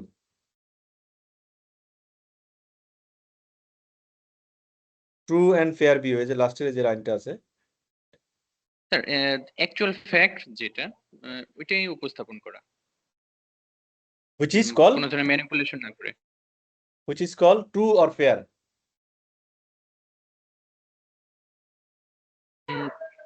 দুটোই। আচ্ছা, আমি একটু বলি, হ্যাঁ দুটোই কাভারেজ করে। আমরা ট্রু অ্যান্ড ফেয়ার ভিউতে রিপোর্ট করি। এই শব্দটার মিনিংটা হচ্ছে এইভাবে, খেয়াল রাখেন। ট্রু তো হচ্ছে, ধরেন আমরা যদি একটা কম্পেয়ার করি এভাবে, যে এই মোবাইল আর হচ্ছে এটা, আমার দুই হাতে দুইটা কম্পোনেন্ট, তাহলে একটা হচ্ছে মোবাইল, একটা হচ্ছে কলম। সো আমরা যদি বলি আমাদের কয়টা আইটেম করে আছে, এক হাতে একটা করে আছে, হুইচ ইজ ট্রু। এখন আমরা যদি ওয়েটের জায়গা থেকে দেখি, দুইটা কি সমান? দুইটার ওয়েট কি জি সমান না, কলম স্যার। আর মোবাইলে? না। না, তাহলে স্যার, এক না। আমাকে আরো ওয়েট বাড়ানোর জন্য এটার ইকুইভ্যালেন্ট কিছু দেওয়া লাগবে। এখানে দুইটা আইটেম, তিনটা আইটেম, আমি যদি ওয়েট দিয়ে করি, তার মানে ফেয়ার ভিউতে আমি যদি বলি, তাহলে এখানে আরো একটু ওয়েট দেওয়া লাগবে। সেজন্য বলছি আমরা অনেক সময় আমাদের রিপোর্ট গুলো ট্রু ভিউতে দিয়ে থাকি, অনেক সময় ফেয়ার ভিউতে দিয়ে থাকি। এজন্য আমরা বলি ট্রু অ্যান্ড ফেয়ার ভিউ। যেমন ধরেন আমি একটা এক্সাম্পল দিয়ে বলি, আমরা একটা গাড়ি কিনলাম, আপনি কোম্পানি থেকে, ব্যাংক থেকে একটা লোন নিলেন, গাড়ি লোন, কার লোন। ব্যাংক যখন আপনাকে লোন দিল, তো ব্যাংকের কাজে, তো ব্যাংকের প্রোডাক্ট কি মাহমুদ? ব্যাংকের প্রোডাক্ট কি? ব্যাংক কি সেল করে? কে বলবে? স্যার স্যার লোন দেয়, লোন দিয়ে থাকে। লোন টাকা দেয়। সেল করে, হুইচ ইজ ট্রু, মানে লোন দিচ্ছে যেটা। সার্ভিস। আরে রাখেন, সার্ভিস, সার্ভিস তো ঠিক আছে, কিন্তু প্রোডাক্টটা কি তার? স্যার লোন দিয়ে থাকে মূলত। এদের হ্যাঁ, ব্যবসাটাই মূলত লোনের মাধ্যমে। রাইট। যেমন home loan, car loan, marriage loan, তারপরে গিয়ে টার্ম লোন, ওডি লোন, কোম্পানির জন্য বিভিন্ন নামে আছে, কেমন? সেগুলো তো দিয়েই থাকে। এইগুলো হচ্ছে প্রত্যেকটাই একটা ব্যাংকের জন্য প্রোডাক্ট। ওকে, কি জন্য বলছিলাম জানি, এটা বুঝে গেছে। ও, ট্রু অ্যান্ড ফেয়ার ভিউ বোঝানোর জন্য। তো এখন বলছি যে এই যে কার লোন দিচ্ছে, ধরেন আপনি একটা কার লোন নিলেন, নেওয়ার পরে যখন ওই গাড়িটা কোম্পানির থেকে আপনি লোন, ব্যাংক থেকে লোনে নিচ্ছেন, তখন রেজিস্ট্রেশন হয় কার নামে? গাড়ির ব্যাংকের নামে। ব্যাংকের নামে, অথবা ডুয়েল এফেক্ট হতে পারে। ধরেন নর্মালি ব্যাংকের নামে হয়, কিন্তু গাড়িটা ইউজ করতেছে কে? স্যার মালিক। মালিক। আমি হলে আমি নিজে, বা কোম্পানি হলে কোম্পানি নিজে। এখন পয়েন্ট হচ্ছে স্যার, গাড়ির তো রেজিস্ট্রেশন তো হচ্ছে এর নামে, কি বলে আপনার, ব্যাংকের নামে। এখন ব্যাংকের ফিক্সড অ্যাসেট নামে। কে দেখাবে? অঞ্জন, স্যার একটু আবার বলবেন, আমি শুনতে পাইনি স্যার। বলছিলাম যে কোম্পানি তো, আমরা বললাম XYZ একটা কোম্পানি, সে একটা ব্যাংক থেকে একটা কার লোন নিল, নেওয়ার সময় তাহলে গাড়িটা রেজিস্ট্রেশন থাকলো কথার কথা ওই ব্যাংকের নামে। একজন পার্সোনাল নিল, একজন পার্সন নিল, ব্যাংক যেহেতু ব্যাংক থেকে লোন নিচ্ছে, সে রেজিস্ট্রেশনটা এখনো হ্যান্ড ওভার দেয় নাই, যেহেতু গাড়ির লোন নিয়েছে, গাড়িটা নেওয়া। এখন পয়েন্ট হচ্ছে, কাগজ কলম অনুযায়ী তো গাড়ির মালিক কে? ব্যাংক। ব্যাংক। রেজিস্ট্রেশন ব্যাংকের নামে, কিন্তু আলটিমেটলি ইউজ করছে কে গাড়িটা? যে গাড়িটা বাই করলো। তাহলে এই ক্ষেত্রে কে কার বইতে কি দেখাবে? কোম্পানি কি দেখাবে, ব্যাংক কি দেখাবে? ব্যাংক নিজের সাইডে অ্যাসেট দেখাবে। কারেন্ট অ্যাসেট না নন কারেন্ট অ্যাসেট? গাড়ি অ্যাসেট না কারেন্ট অ্যাসেট দেখাবে? নন কারেন্ট অ্যাসেট। নাফিসা, তাহলে যে গাড়ি কিনলো সে কি দেখাবে?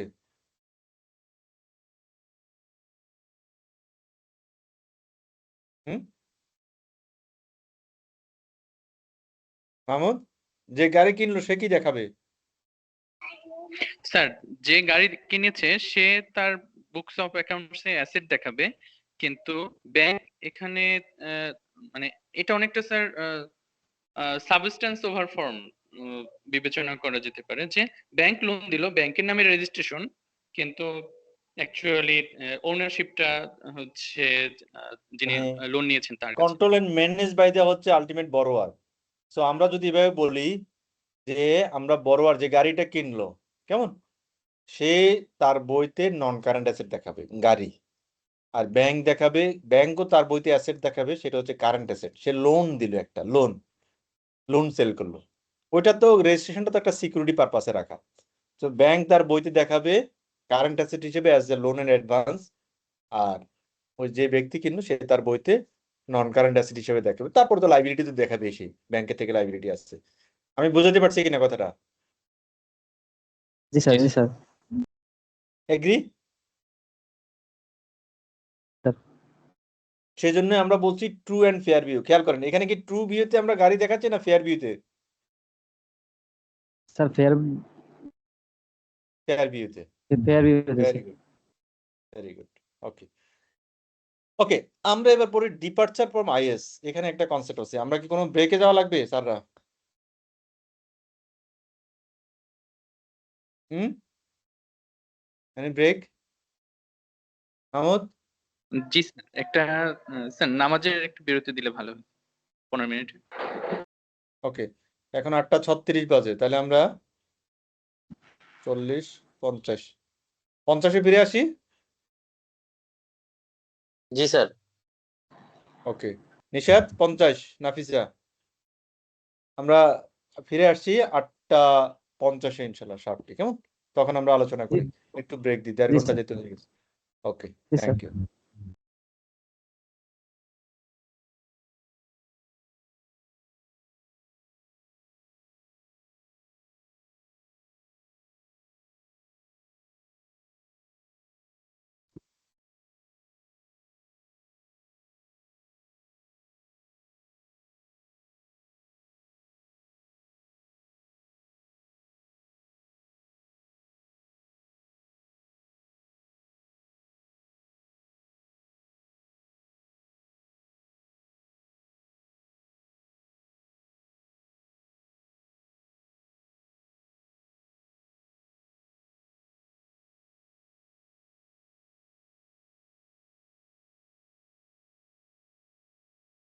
আচ্ছা, আমাকে কেউ একটু হোয়াটসঅ্যাপ গ্রুপ থাকলে কেউ একটু লিংক দিতে পারবে?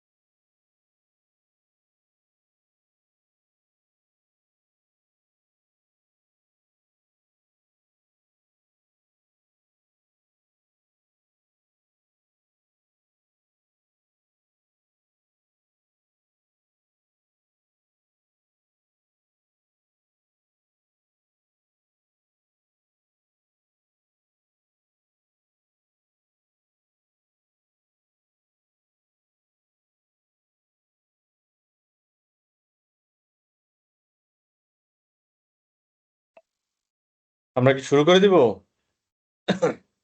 না, এখনো জি বাকি স্যার। আছে ঠিক। নিশাদ 1 মিনিট বাকি আছে।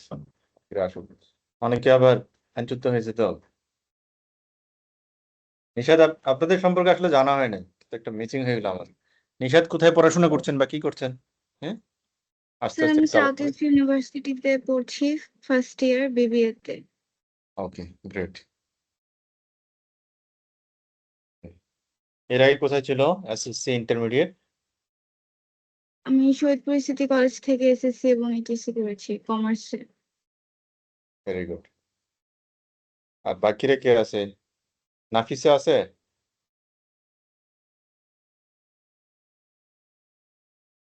জি স্যার। নাফিসা, আপনি কোথায় পড়াশোনা করছেন বা কি?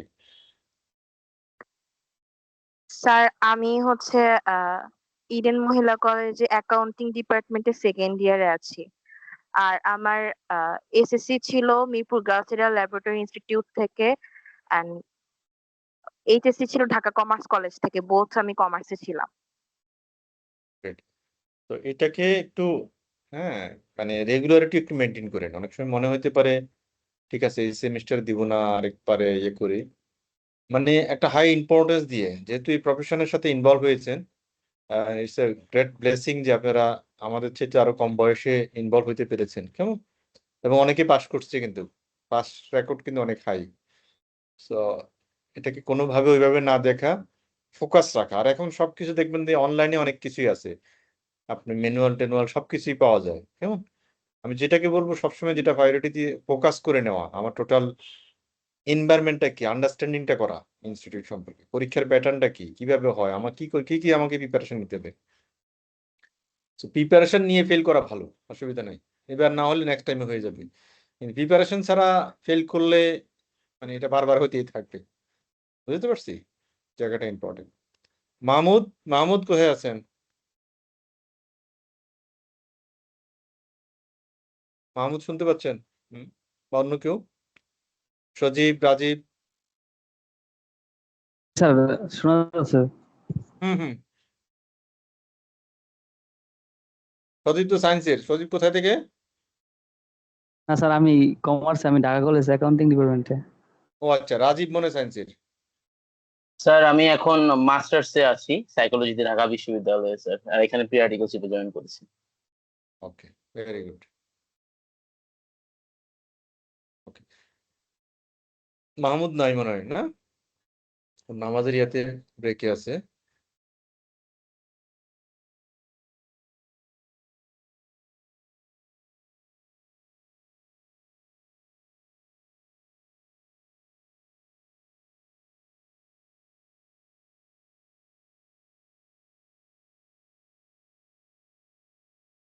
ওকে, আমরা শুরু করে দিই না? জি স্যার, শুরু করেন। ওকে, আমরা যেটা বলছিলাম ডিপারচার ফ্রম আইএস, এটার মানেটা কি? Departure from is, any idea? Departure মানে কি? মানে ফলো না করা, আমরা অনেকটা যদি বলি সাজিব। তো সেটা হচ্ছে যে আমরা না নর্মালি জানি একটা জেনারেল কনসেপ্ট হচ্ছে, আমরা যদি বলি আমাদের কোম্পানি আইএফআরএস কমপ্লায়েন্ট কোম্পানি, তখন আইএফআরএস এর মধ্যে যতগুলা গাইডলাইন্স আমাদের ওই কোম্পানির জন্য অ্যাপ্লিকেবল, সবগুলোই আমাদেরকে ফলো করতে হবে। মানে যত আইএফআরএস আছে সব হয়তো সব কোম্পানির জন্য অ্যাপ্লিকেবল না, বাট একটা কোম্পানির জন্য, কথার কথা, আমাদের আইএফআরএস এ 30টা গাইডলাইন্স আছে। আইএফআরএস 1, 2, 7, 8, 10, এভাবে ধরেন, কথার কথা বললাম 30টা আছে। তাহলে আমাদের কোম্পানির জন্য যদি 20টা অ্যাপ্লিকেবল হয়, তাহলে আমাকে 20টা অ্যাপ্লাই করতে হবে। আমি যদি 19টা করি, তাহলে আমাকে বলা যাবে না যে আমি আইএফআরএস কমপ্লায়েন্ট কোম্পানি। প্রত্যেকটা আমাদেরকে ফলো করতে হবে। এখন পয়েন্ট হচ্ছে, আইএফআরএস তো গাইডলাইন্স, কিন্তু অনেক ক্ষেত্রে যদি এমন কোনো সিচুয়েশন রেজ করে, ভেরি রিয়ার সার্কামস্টেন্সেস, যদি এমন কোনো সিচুয়েশন রেজ করে যে আমি আইএফআরএস কে যদি ফলো করি ওই পার্টিকুলার স্ট্যান্ডার্ডে, 30টা না, 20টা না, 20টার মধ্যে যে কোনো একটাকে ফলো করলে আমার রেজাল্টটা ডিস্টোর্টেড হচ্ছে, অর্থাৎ ভুল রেজাল্ট হচ্ছে। আমি 20টার মধ্যে 19টা ওকে, একটা কোনো স্ট্যান্ডার্ড ফলো করার কারণে আমাদের রেজাল্টটা ভুল হচ্ছে। আইএফআরএস বলছে তখন শুধু ওই পার্টিকুলার কেসে আমরা ওই স্ট্যান্ডার্ডটাকে ফলো না করলেও হবে। সেই ক্ষেত্রে আমাদেরকে অবশ্যই একটা ডিসক্লোজার দিতে হবে, একটা গাইডলাইন্স বলা আছে কি করতে হবে। আমি কি জিনিসটা বুঝতে পারছি পয়েন্টটা? জি স্যার। সো নর্মালি এটা হচ্ছে আমরা আইএফআরএস অনুযায়ী অ্যাকাউন্টস প্রিপারেশন করব, কেমন? সো আইএফআরএস অনুযায়ী আমাদের কোম্পানির জন্য যদি আমি উদাহরণস্বরূপ বলছি 15টা স্ট্যান্ডার্ড অ্যাপ্লিকেবল হয়, আমাদেরকে অবশ্যই 15টাই ফলো করতে হবে। কিন্তু এর মধ্যে যদি এমন হয় যে 15টার মধ্যে 14টা ওকে, কোনো একটা স্ট্যান্ডার্ড ফলো করার কারণে আমার রেজাল্টটা ডিস্টোর্টেড হচ্ছে, অ্যাকচুয়াল রেজাল্টটা আসতেছে না, আইএফআরএস বলছে তুমি ওই পার্টিকুলার কেসে ওই আইএফআরএসটা ফলো না করলে হবে। কিন্তু সেক্ষেত্রে আমাদেরকে নিম্মুক্ত ডিসক্লোজার গুলো দিতে হবে। আমরা একটু পড়ি এখন। There may very rare circumstances while management decide that compliance with a requirement of a IS would be so misleading that financial statement would not meet their objective. যদি অবজেক্টিভ যদি মিট না করে, আমাদের অবজেক্টিভ কি? True and fair view দেওয়া, management decision make, economic decision make করা, কেমন? এগুলো যদি করতে যদি কোনো একটা ডিস্টোর্টেড রেজাল্ট দেয়, তখন আমরা এই কাজটা করব। Departure from the IS May therefore be required to achieve a fair presentation. একটা ফেয়ার প্রেজেন্টেশনের জন্য অনেক সময় ডিপার্চার হতে পারে। The following should be disclosed in such an event. এই ক্ষেত্রে যদি আমাদেরকে এরকম ফেয়ার প্রেজেন্টেশনের যদি কোনো ডিপার্চার করতে হয়, আমাদেরকে এই নিম্নোক্ত তথ্যগুলো ওক্ষেত্রে বলতে হবে। নাম্বার 1 হচ্ছে management confirmation that the financial statement fairly present the entity financial position, performance and cash flows. অর্থাৎ আমাদেরকে বলতে হবে যে এটা ডিপার্চার করার কারণে ফাইন্যান্সিয়াল স্টেটমেন্টটা ফেয়ারলি প্রেজেন্ট হচ্ছে। এখন এটা ম্যানেজমেন্ট থেকে বলতে হবে, নাম্বার 1। সেকেন্ড বলতে হবে শুধুমাত্র ওই স্ট্যান্ডার্ড গুলো ছাড়া বাকি সমস্ত স্ট্যান্ডার্ড গুলো আমরা কমপ্লাই করছি, কেমন? এই যে statement that all IS have been complied with except in respect of departure from the individual IS required to achieve a fair presentation. Fair presentation জন্য থার্ড বলছে details of the nature of the transaction, departure, অর্থাৎ আমরা যেটা departure করলাম এটা detail nature, why the IS treatment would be misleading, কেন IS ট্রিটমেন্টটা misleading হচ্ছে, এন্ড দ্য ট্রিটমেন্ট অ্যাডাপ্টেড, অর্থাৎ IS ট্রিটমেন্ট দিলে কি হতো, না করার কারণে কি হচ্ছে, এটার কারণে ফিনান্সিয়াল কি ইম্প্যাক্ট হচ্ছে, এই ডিটেল ডিসক্লোজারটা আমার দিতে হবে। এবং financial effect of the departure, এটা যেটা বলছিলাম লাস্টে, যে ফাইন্যান্সিয়াল ইফেক্টটা কি হচ্ছে, এই টোটালটা আমাদেরকে ডিসক্লোজ দিতে হবে in the notes to the financial statement. তাহলে আমরা জিনিসটা হলো যে ক্লিয়ার। আমরা প্রথমত জানি কোন একটা কোম্পানিকে অবশ্যই তার জন্য যতগুলো আইএফআরএস অ্যাপ্লিকেবল তাকে প্রত্যেকটা আইএফআরএস ফলো করতে হবে। কোনো কারণে যদি কোনো আইএফআরএস ডিপার্চার করতে হয়, সেক্ষেত্রে ম্যানেজমেন্টকে কমপ্লাই করতে হবে যে ইয়েস ফর ফেয়ার প্রেজেন্টেশনের জন্য তারা ওটা ডিপার্চার করেছে, এবং ওই পার্টিকুলার কেস ছাড়া বাকি সমস্ত আইএফআরএস ওনারা কমপ্লাই করেছে, এবং detail nature of the transaction সেটা আমাদেরকে ডিসক্লোজ দিতে হবে, এবং এটার ফাইন্যান্সিয়াল ইম্প্যাক্টটা কি হচ্ছে, এফেক্ট করার কারণে না করলে নেট ইম্প্যাক্টটা কি, এই সমস্ত টোটাল ডিসক্লোজারটা আমাদেরকে দিতে হবে ইন দা ফাইন্যান্সিয়াল স্টেটমেন্ট। বুঝতে পারছি কথাটা? কারো কনফিউশন? জি স্যার। ওকে, নিশাদ, নাফিসা, বুঝা গেছে? জি স্যার। Okay, thank you. এখন হচ্ছে আমাদের একটা কোড অফ ইথিক্স নিয়ে আমরা সবসময় বলি, এটা আমাদের জন্য খুবই important. IFAC code of ethics for professional accountant, এটা আমরা প্রত্যেকটা সাবজেক্টের মধ্যে কম বেশ পাবো, কেমন? আইফাক কি? আইফাক হচ্ছে ইন্টারন্যাশনাল ফেডারেশন অফ অ্যাকাউন্টেন্ট, আমরা এটার body member. So IFAC is the global organization for the accounting profession. IFAC হচ্ছে the global organization for the accounting profession. Its aim to ensure that the global accountancy profession is valued in the development of strong and sustainable organization. আমরা কি বলছি? IFAC is the global organization for the accounting profession. Its aim to ensure that the global accountancy profession is valued in the development of strong and sustainable organization. IFAC Code of Ethics for Professional Accountant must adhere to. These are IFAC Code of Ethics গুলোকে আমাদেরকে অবশ্যই follow করতে হবে। 5টা code of ethics এর কথা বলা হচ্ছে। This is applicable not only for the member of institute but also article student like you. প্রত্যেকের জন্য এটা ইম্পর্টেন্ট, কেমন? 5টা কম্পোনেন্ট কি কি বলছে code of ethics? Integrity, objectivity, professional competency, due care, confidentiality and professional behaviour, এটা আমাদের জন্য ইম্পর্টেন্ট। তো প্রথমটা বলতে ইন্টিগ্রিটি। ইন্টিগ্রিটি বলতে আমরা কি বুঝি? ইন্টিগ্রিটি ইন্টিগ্রিটি কি? হ্যাঁ অঞ্জন?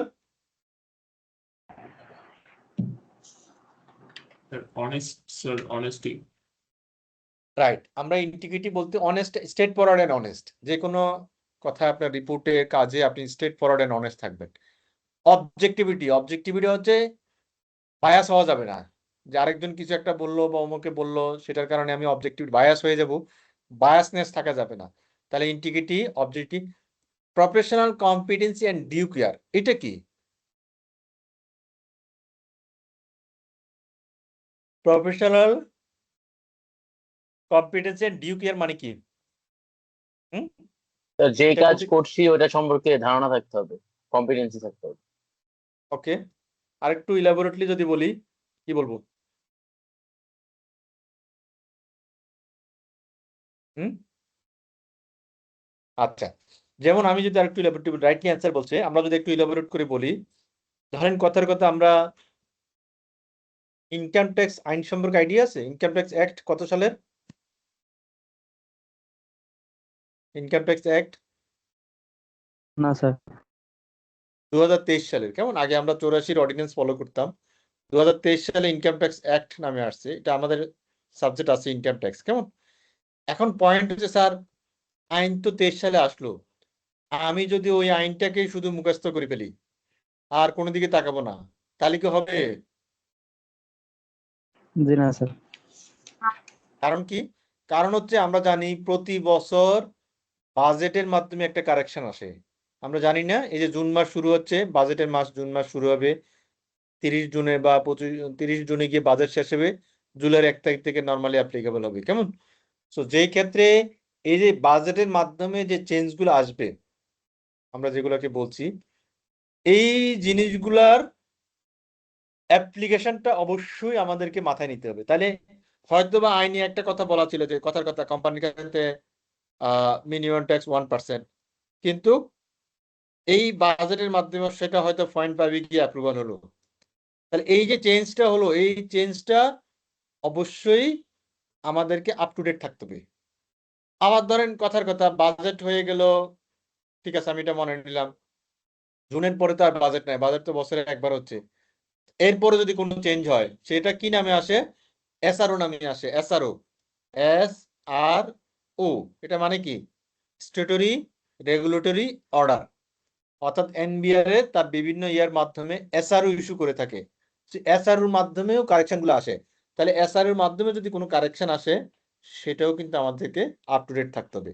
তার মানে আমাকে ফাইন্যান্স কোম্পানির ইনকাম ট্যাক্স আইনটা যেভাবে মনে রাখতে হবে, ফাইন্যান্স অ্যাক্টটাও মনে রাখতে হবে, যেটা বাজেটের মাধ্যমে হচ্ছে। বিভিন্ন সময় এসআরও আসলে সেটা আমাকে আপ টু ডেট করতে হবে। তার মানে মেনটেন করতে হবে professional knowledge and behaviour, competency আমাদেরকে ডেভেলপ করতে হবে। বুঝতে পারছি এটা? জি স্যার। ওকে, তারপর হচ্ছে কনফিডেন্সিয়ালিটি। একবারের কথা আরেকবারই বলা যাবে না। হ্যাঁ, গোপনীয়তা রক্ষা করতে হবে। গোপনীয়তার কথা রক্ষা করতে হবে। That is one of the কি পয়েন্ট অফ আওয়ার প্রফেশন। কেমন? এক ক্লায়েন্টের কথা আরেক ক্লায়েন্টে বলা যাবে না। কেমন? জি কনফিডেন্সিয়াল স্যার। মেনটেন করা। আরেকটা হচ্ছে প্রফেশনাল বিহেভিয়ার। এটা কি? প্রফেশনাল বিহেভিয়ার সেটা হচ্ছে মারামারি করা যাবে না। কোনো ক্লায়েন্টের সাথে আপনার সাথে ডিসএগ্রিমেন্ট হচ্ছে, আপনি একটা ক্লায়েন্ট অডিট করতে গেলেন, যাওয়ার পরে বিভিন্ন যখন ইয়ে করলেন, দেখলেন যে একটা পয়েন্টে ক্লায়েন্ট আপনার সাথে মানছে না, অথবা আপনি অ্যাপয়েন্টমেন্ট লেটারের মধ্যে সে এমন কিছু ক্লজ বলতেছে যে এই জায়গাগুলোতে আপনি কাজ করতে পারবেন না, যা দেখতে পারবেন না, এরকম যদি কথার কথা যদি বলে, সেই ক্ষেত্রে অবশ্যই আপনি যদি এই কাজটা না করতে চান, আপনি শুরুতে এটাকে ডিনে করে চলে আসবেন। মারামারি করা যাবে না। কোনো জব করতেছেন বা সেখানে গিয়ে মানে আপনার সাথে ডিসএগ্রিমেন্ট হচ্ছে, সেক্ষেত্রে হচ্ছে অ্যাজ পার ল যে প্রফেশনাল ডিসক্রেডিট হয়, আমাদের এমন কোনো কাজ করা যাবে না যেটা আমাদের প্রফেশনালের জন্য ডিসক্রেডিট। সো এই জন্য এটা বলছে should comply with relevant laws and regulation and should avoid any action that discredit the profession, আমাদের প্রফেশনের জন্য যেটা ডিসক্রেডিট হবে এমন কোনো অ্যাকশন যদি আসে আমরা সেটাকে তখন অ্যাভয়েড করে যাব। এমন কোনো ডিসক্রেডিটের কাজ আমরা করা যাবে না। ক্লিয়ার? জি স্যার।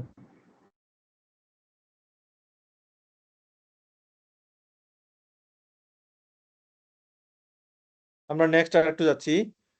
এইটা আমাদের জন্য ইম্পর্টেন্ট। আমরা বলি যে qualitative characteristic of financial information, এটা কি?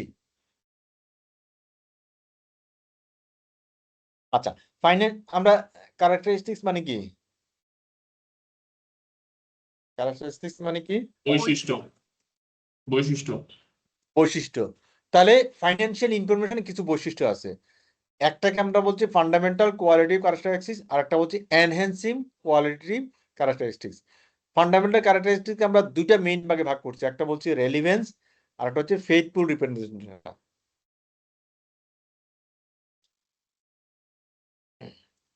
এখন রেলিভেন্স কি? রেলিভেন্স মানে কি? রেলিভেন্স মানে হচ্ছে ইনফরমেশনটা প্রাসঙ্গিক হতে হবে। হ্যাঁ, making a decision made by user, প্রাসঙ্গিক হতে হবে, রেলিভেন্স থাকতে হবে, রেলিভেন্সি। যেমন আমরা এমন ভাবে তথ্য উপস্থান, যেমন প্রিডিক্টিভ ভ্যালু, প্রিডিক্টিভ মানে কি, যে ফিউচার আউটকাম কি হতে পারে সেটা যেমন ইন্ডিকেশন থাকবে। Conformity value, provide feedback to for previous evaluation, আমরা যা আগে যেটা ইভ্যালুয়েশন করলাম এটারটাও আমরা দেখতে পাবো, এবং অনওয়ার্ড যেটা আছে সেটার একটা কনফর্মিটি ভ্যালু আমরা পাবো। এরকম যদি তথ্য থাকে তখন আমরা এটাকে মোর রেলেভেন্ট ইনফরমেশন বলবো। কেমন? আর একটা হলো ফেইথফুল রিপ্রেজেন্টেশন। ফেইথফুল রিপ্রেজেন্টেশন মানে কি? ইনফরমেশনটা অবশ্যই ফেইথফুলি রিপ্রেজেন্ট হতে হবে। That means it's must be complete. Complete meaning includes all information. তথ্যগুলো ক্লিয়ার থাকবে, নিউট্রাল হতে হবে, হ্যাঁ, বায়াস হওয়া যাবে না, free from errors. Free from error মানে কি? ডাজ নট মিন যে information is perfectly accurate in all respect. যেটা আমি বলছিলাম যে একটা কলমের কথা দিয়ে, যে 20 টাকার জায়গায় 30 টাকা যে একেবারে 100% সব অ্যাকুরেসি থাকবে, নট লাইক দ্যাট। কেমন? বাট অবশ্যই আমরা ফ্রি ফ্রম এরর, ম্যাটেরিয়াল কোনো এরর থাকা যাবে না, এটাকে আমরা ফোকাস দেব। সো ফেইথফুল রিপ্রেজেন্টেশন হচ্ছে কমপ্লিট, নিউট্রাল এবং ফ্রি ফ্রম এরর। এরকম যদি হয় তখন আমরা বলবো ইনফরমেশন গুলো ফেইথফুলি রিপ্রেজেন্ট হয়েছে। অ্যাজ ওয়েল এজ রিলেভেন্ট হতে হলে অবশ্যই তার প্রিডিক্টিভ ভ্যালু এবং কনফর্মিটি ভ্যালুটা আমাদের কাছে ক্লিয়ার থাকতে হবে। আরো কিছু কোয়ালিটেটিভ ক্যারেক্টারিস্টিক্স কথা বলা আছে, সেটা হচ্ছে যে একটা হচ্ছে comparability, unable to identify similarities in and different among item, comparable হতে হবে। Verifiability, management can check it by examination, inspection and comparison, এর মাধ্যমে চেক করতে পারবে, ভেরিফাই করতে পারবে। টাইমলিনেসটা একটা সবচেয়ে বড় ইম্পর্টেন্ট। আমরা যখনই কোনো ইনফরমেশন দিব, ম্যানেজমেন্টকে দিব বা যাকে দিব, সেটা অন টাইমে আমাদেরকে প্রেজেন্ট করতে হবে। টাইমলিনেসটা এটা খুবই important. Understandability, user who have a reasonable knowledge of business and economic activity. একদম সিম্পল কথা হচ্ছে আমরা অ্যাকাউন্টিং এমনভাবে বা ফাইন্যান্সিয়াল স্টেটমেন্ট তৈরি করতে হবে যাদের বেসিক জ্ঞান আছে ফাইন্যান্সিয়াল স্টেটমেন্ট, তারা যাতে এটা পড়ে এটা সম্পর্কে বেসিক আইডিয়া দিতে পারে। সো এইভাবে যাতে আন্ডারস্ট্যান্ডেবল হয় ওদের কাছে, তখন আমরা বলবো এটা একটা qualitative information for management decision making. তাহলে আমরা দুইটা কোয়ালিটির ক্যারেক্টারিস্টিক কথা বলছি মেইনলি, একটা ফান্ডামেন্টাল আর একটা এনহ্যান্সিং। ফান্ডামেন্টাল মধ্যে দুইটা, একটা হচ্ছে রেলিভেন্স আর একটা হচ্ছে ফেইথফুল রিপ্রেজেন্টেশনটা। কোনো কনফিউশন কারো স্যার? Hmm, very good. আমরা ক্যাপিটাল এবং রেভিনিউ এক্সপেন্ডিচার, এগুলো কি? Capital expenditure, revenue expenditure, any idea? সেগুলো তো ব্যয় না? ব্যয় তো স্যার। ক্যাপিটাল এক্সপেন্ডিচার কি, রেভিনিউ এক্সপেন্ডিচার কি? সবগুলোই ব্যয়? আফিসা আর নিশাদ কি বলবেন? Nishad, capital expenditure, revenue expenditure? Hmm, anyone?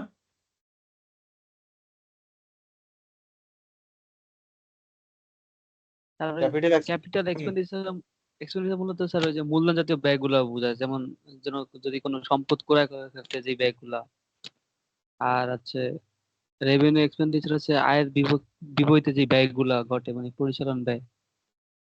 Right, absolutely right. আমরা বাকিরা কথা বলছে না কেন? সবাই কি ক্লান্ত? কথা তো আমি বলতেছি বেশি। নিশাদ, নাফিসা নাকি নাই? জি স্যার। বলতে হবে তো, একটা মুখ ফুটে দেবে তো, ভুল হোক অসুবিধা আমি নাই তো। ভুলে হুম করে বলতেছিলাম। হ্যাঁ, আচ্ছা স্যার, আমি ভুলে করে কথা বলতেছিলাম। আচ্ছা, ওকে। আমরা যেটা বলছিলাম যে আহ রেভিনিউ এক্সপেন্ডিচার আর ক্যাপিটাল এক্সপেন্ডিচার, একদম সিম্পল অ্যান্সার যেটা সাজেদ যেটা বললো সিম্পলি, যে আমরা পিএনএল প্রফিট এন্ড লসের মধ্যে যে এক্সপেন্ডিচার গুলো দেখাই, এগুলো হচ্ছে রেভিনিউ এক্সপেন্ডিচার। সেটা হতে পারে স্যালারি, ভাড়া, বিজ্ঞাপন খরচ, আবি যাবি এরকম যতগুলো আছে, কেমন, সেটা হইতে পারে। আর ক্যাপিটাল এক্সপেন্ডিচার হচ্ছে যেটা ব্যালেন্স শিটে অ্যাসেটের মধ্যে দেখায়, যেমন land, building, machineries, advance, inventory, এই সমস্ত জায়গা হচ্ছে জন্য যে ব্যয়টা হয়, এটা হচ্ছে আমাদের ক্যাপিটাল এক্সপেন্ডিচার। ক্লিয়ার? জি স্যার। জি স্যার। এই যে আমাদের এখানে দেওয়া আছে। নেক্সটে যাব আমি। জি স্যার। জি স্যার। হচ্ছে ক্যাপিটাল ইনকাম আর রেভিনিউ ইনকাম কি স্যার? ক্যাপিটাল ইনকাম আর রেভিনিউ ইনকাম কি?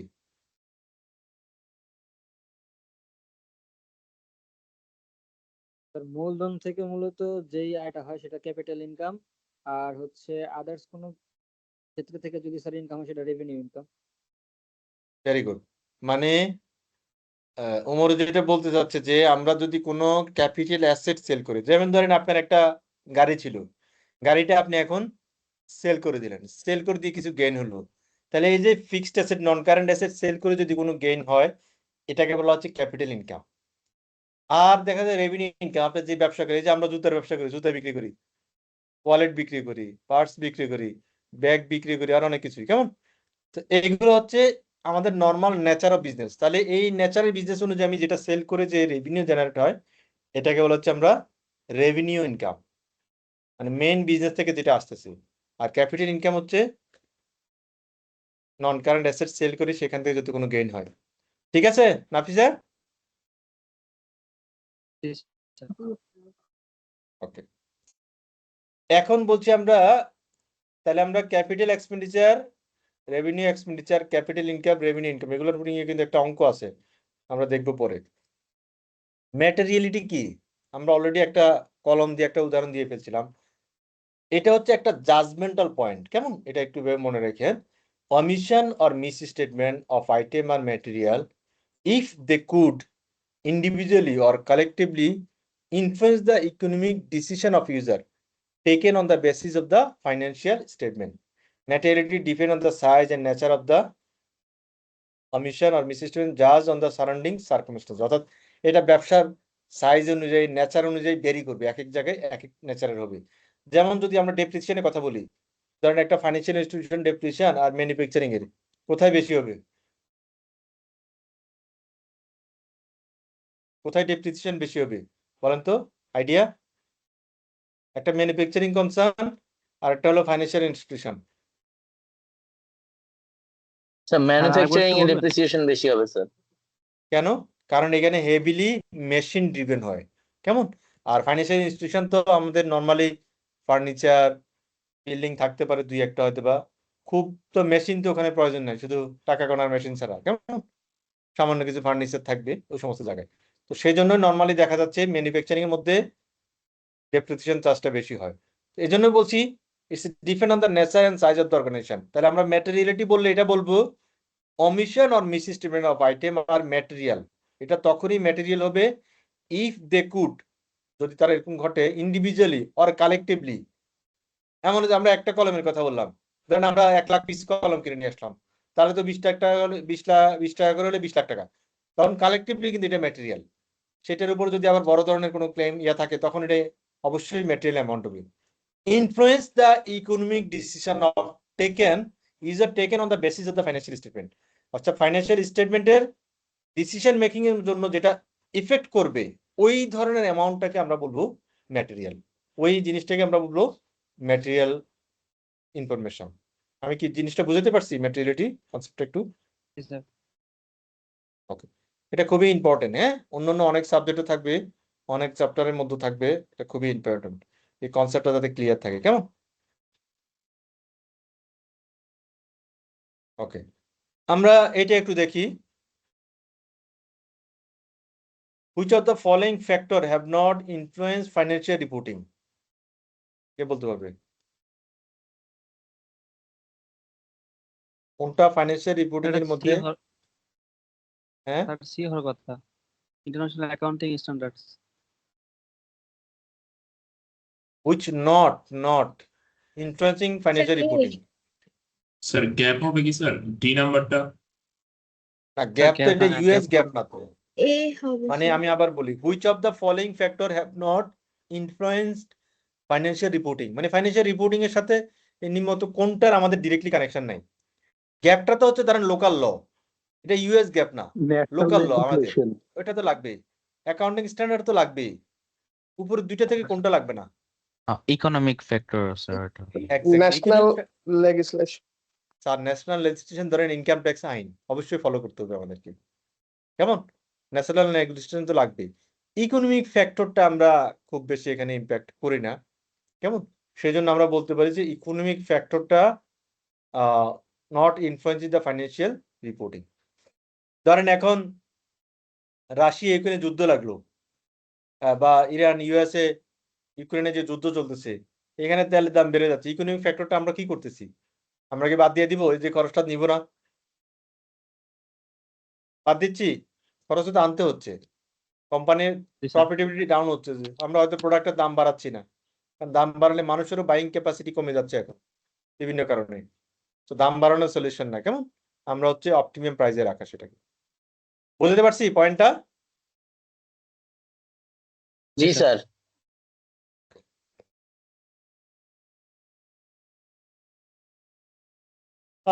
Materiality is an entity specific aspect of which qualitative characteristics? Materiality is an entity specific aspect of which qualitative characteristics? কোনটা হবে? The relevance. Of course, relevance. কোনো confusion আছে কারো? Any confusion? Sir মিনিংটা কি হবে sir একটু বলবেন? Materiality is an entity specific aspect of which quality? Materiality মানে আমরা তো বলছিলাম যে materiality, ওই যে বললাম না লাস্টে, it's depend on the size and nature of the organization. Organization size কেমন, নেচার কেমন, ওইটার উপর বেস করি তখন গিয়ে materiality is an entity specific aspect of which quality purchase? Relevance, প্রাসঙ্গিকতা। এই প্রাসঙ্গিকতার ক্ষেত্রে এটাকে বুঝতে পারছি? জি স্যার। এটা কি হবে সাজিদ? এটা বলেন। Which of the following is an item of capital expenditure? Option B. B for Bangladesh. জি স্যার, B for বাংলাদেশ। আর কেউ?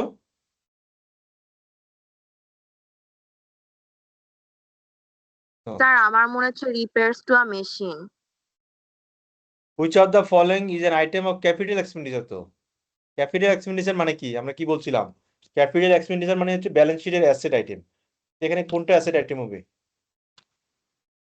Sir purchase machine. Of a machine. তাহলে পারচেজ অফ এ মেশিন। ঠিক আছে, বুঝা গেল? জি স্যার। Purchase of machine.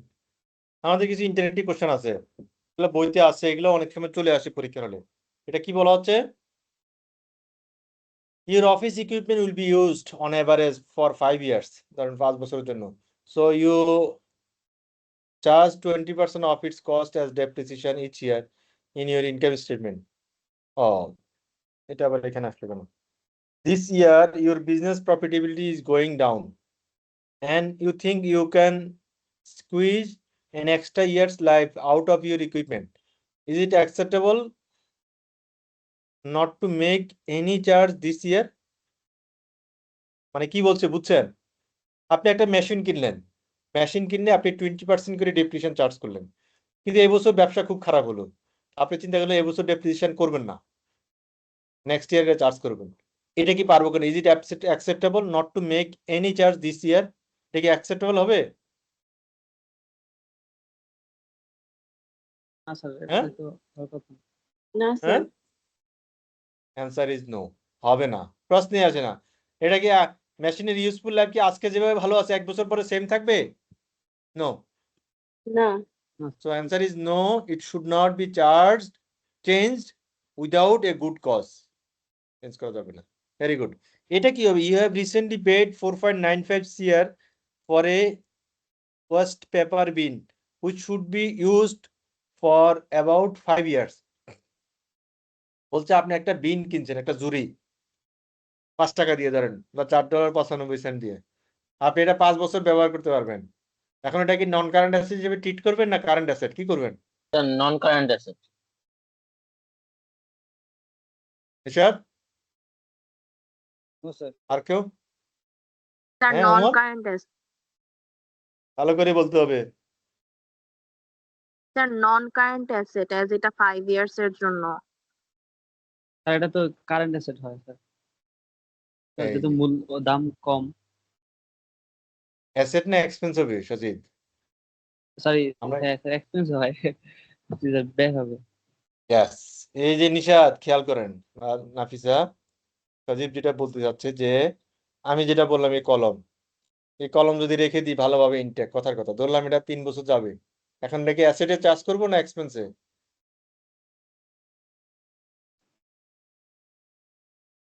তার প্যাসের মধ্যে ফেলে দিয়েছেন কেন? হ্যাঁ না নাফিসা, স্যার, কস্টই এক্সপেন্স হবে স্যার, অপারেশনাল কস্ট হবে। এক্সপেন্স হবে। তাহলে আমরা জুরিটাকে এক্সপেন্সে নিব, রেভিনিউ এক্সপেন্ডিচারে, কেমন? আমরা অ্যাসেটে নিব না, জি স্যার। কারণ হচ্ছে কনসিডারিং দ্য ম্যাটেরিয়ালিটি। কারণ এটা আমাদের জন্য একটা অর্গানাইজেশনের ডিসিশন মেকিং কিচ্ছু না। এই জরুরি এটারে ব্যালেন্স শিটে দেখাবো 5 বছর ডেপ্রিসিয়েশন চার্জ করবো, 5 টাকারে কয়বার জবাই করবো, কি হিসাব করবো? বুঝতে পারছি? সেজন্য আমরা এটাকে এক্সপেন্স জি হিসেবে স্যার। চার্জ করবো, considering the materiality. Materiality concept আলোকে এই অ্যান্সার কি বলছে? No, because of the materiality concept. ঠিক আছে, ক্লিয়ার কিনা? জি স্যার। জি জি স্যার। স্যার। এটা কি হবে? An accountancy training firm মানে accountancy firm has an excellent reputation among student and employee. How would you value this? ধরেন একটা ফার্মের যথেষ্ট সুনাম আছে তার এমপ্লয়ীদের, এখানে ভ্যালুয়েশন করবো কিভাবে? অ্যান্সার হচ্ছে accounting concept and individual judgement. এটার আসলে ওরকম এটা নাই, অ্যাকাউন্টিং কনসেপ্টের আলোকে অ্যাকাউন্টিং কনসেপ্ট যেভাবে ভ্যালুয়েশন করতে বলেছে, যে গাইডলাইন দিয়েছে, এর বাইরে যাওয়ার সুযোগ নেই। আমি নিজে গুডউইল বাড়াতে পারবো, ধরেন অ্যাপেক্সের খুব ব্যবসা খুব ভালো, এটা সেটা খুব ভালো, এটার জন্য কি সে গুডউইল বাড়ায় ব্যালেন্স শিটে দেখাতে পারবে? না স্যার। না স্যার। নো, নিজে করা যাবে না। অ্যাকাউন্টিং কনসেপ্টে ইন্ডিভিজুয়াল জাজমেন্টে যেটা বলছে সেটা লোক আমরা করতে হবে, কেমন? ক্লিয়ার? জি স্যার। ওকে, জি স্যার। আমরা আজকে আর আলোচনা না যাই, কেমন? আমাদের আরো আমরা নর্মালি এটা 2টা সেশনে শেষ করব, যেহেতু আজকে আমাদের প্রথম ক্লাস। আমরা নেক্সট গোয়িং কনসার্ন থেকে শুরু করবো, এটা একটু মনে রাখেন, কেমন? এই কনসেপ্ট আর যাচ্ছি না, গোয়িং কনসার্ন থেকে শুরু করব। সোফার আমরা যতটুকু আলোচনা করলাম, কারো কোনো কনফিউশন, আন্ডারস্ট্যান্ডিং গ্যাপ বা any better suggestion for future reference বা এটসেট্রা বলেন sir please, I am expecting your honest feedback. Sajib?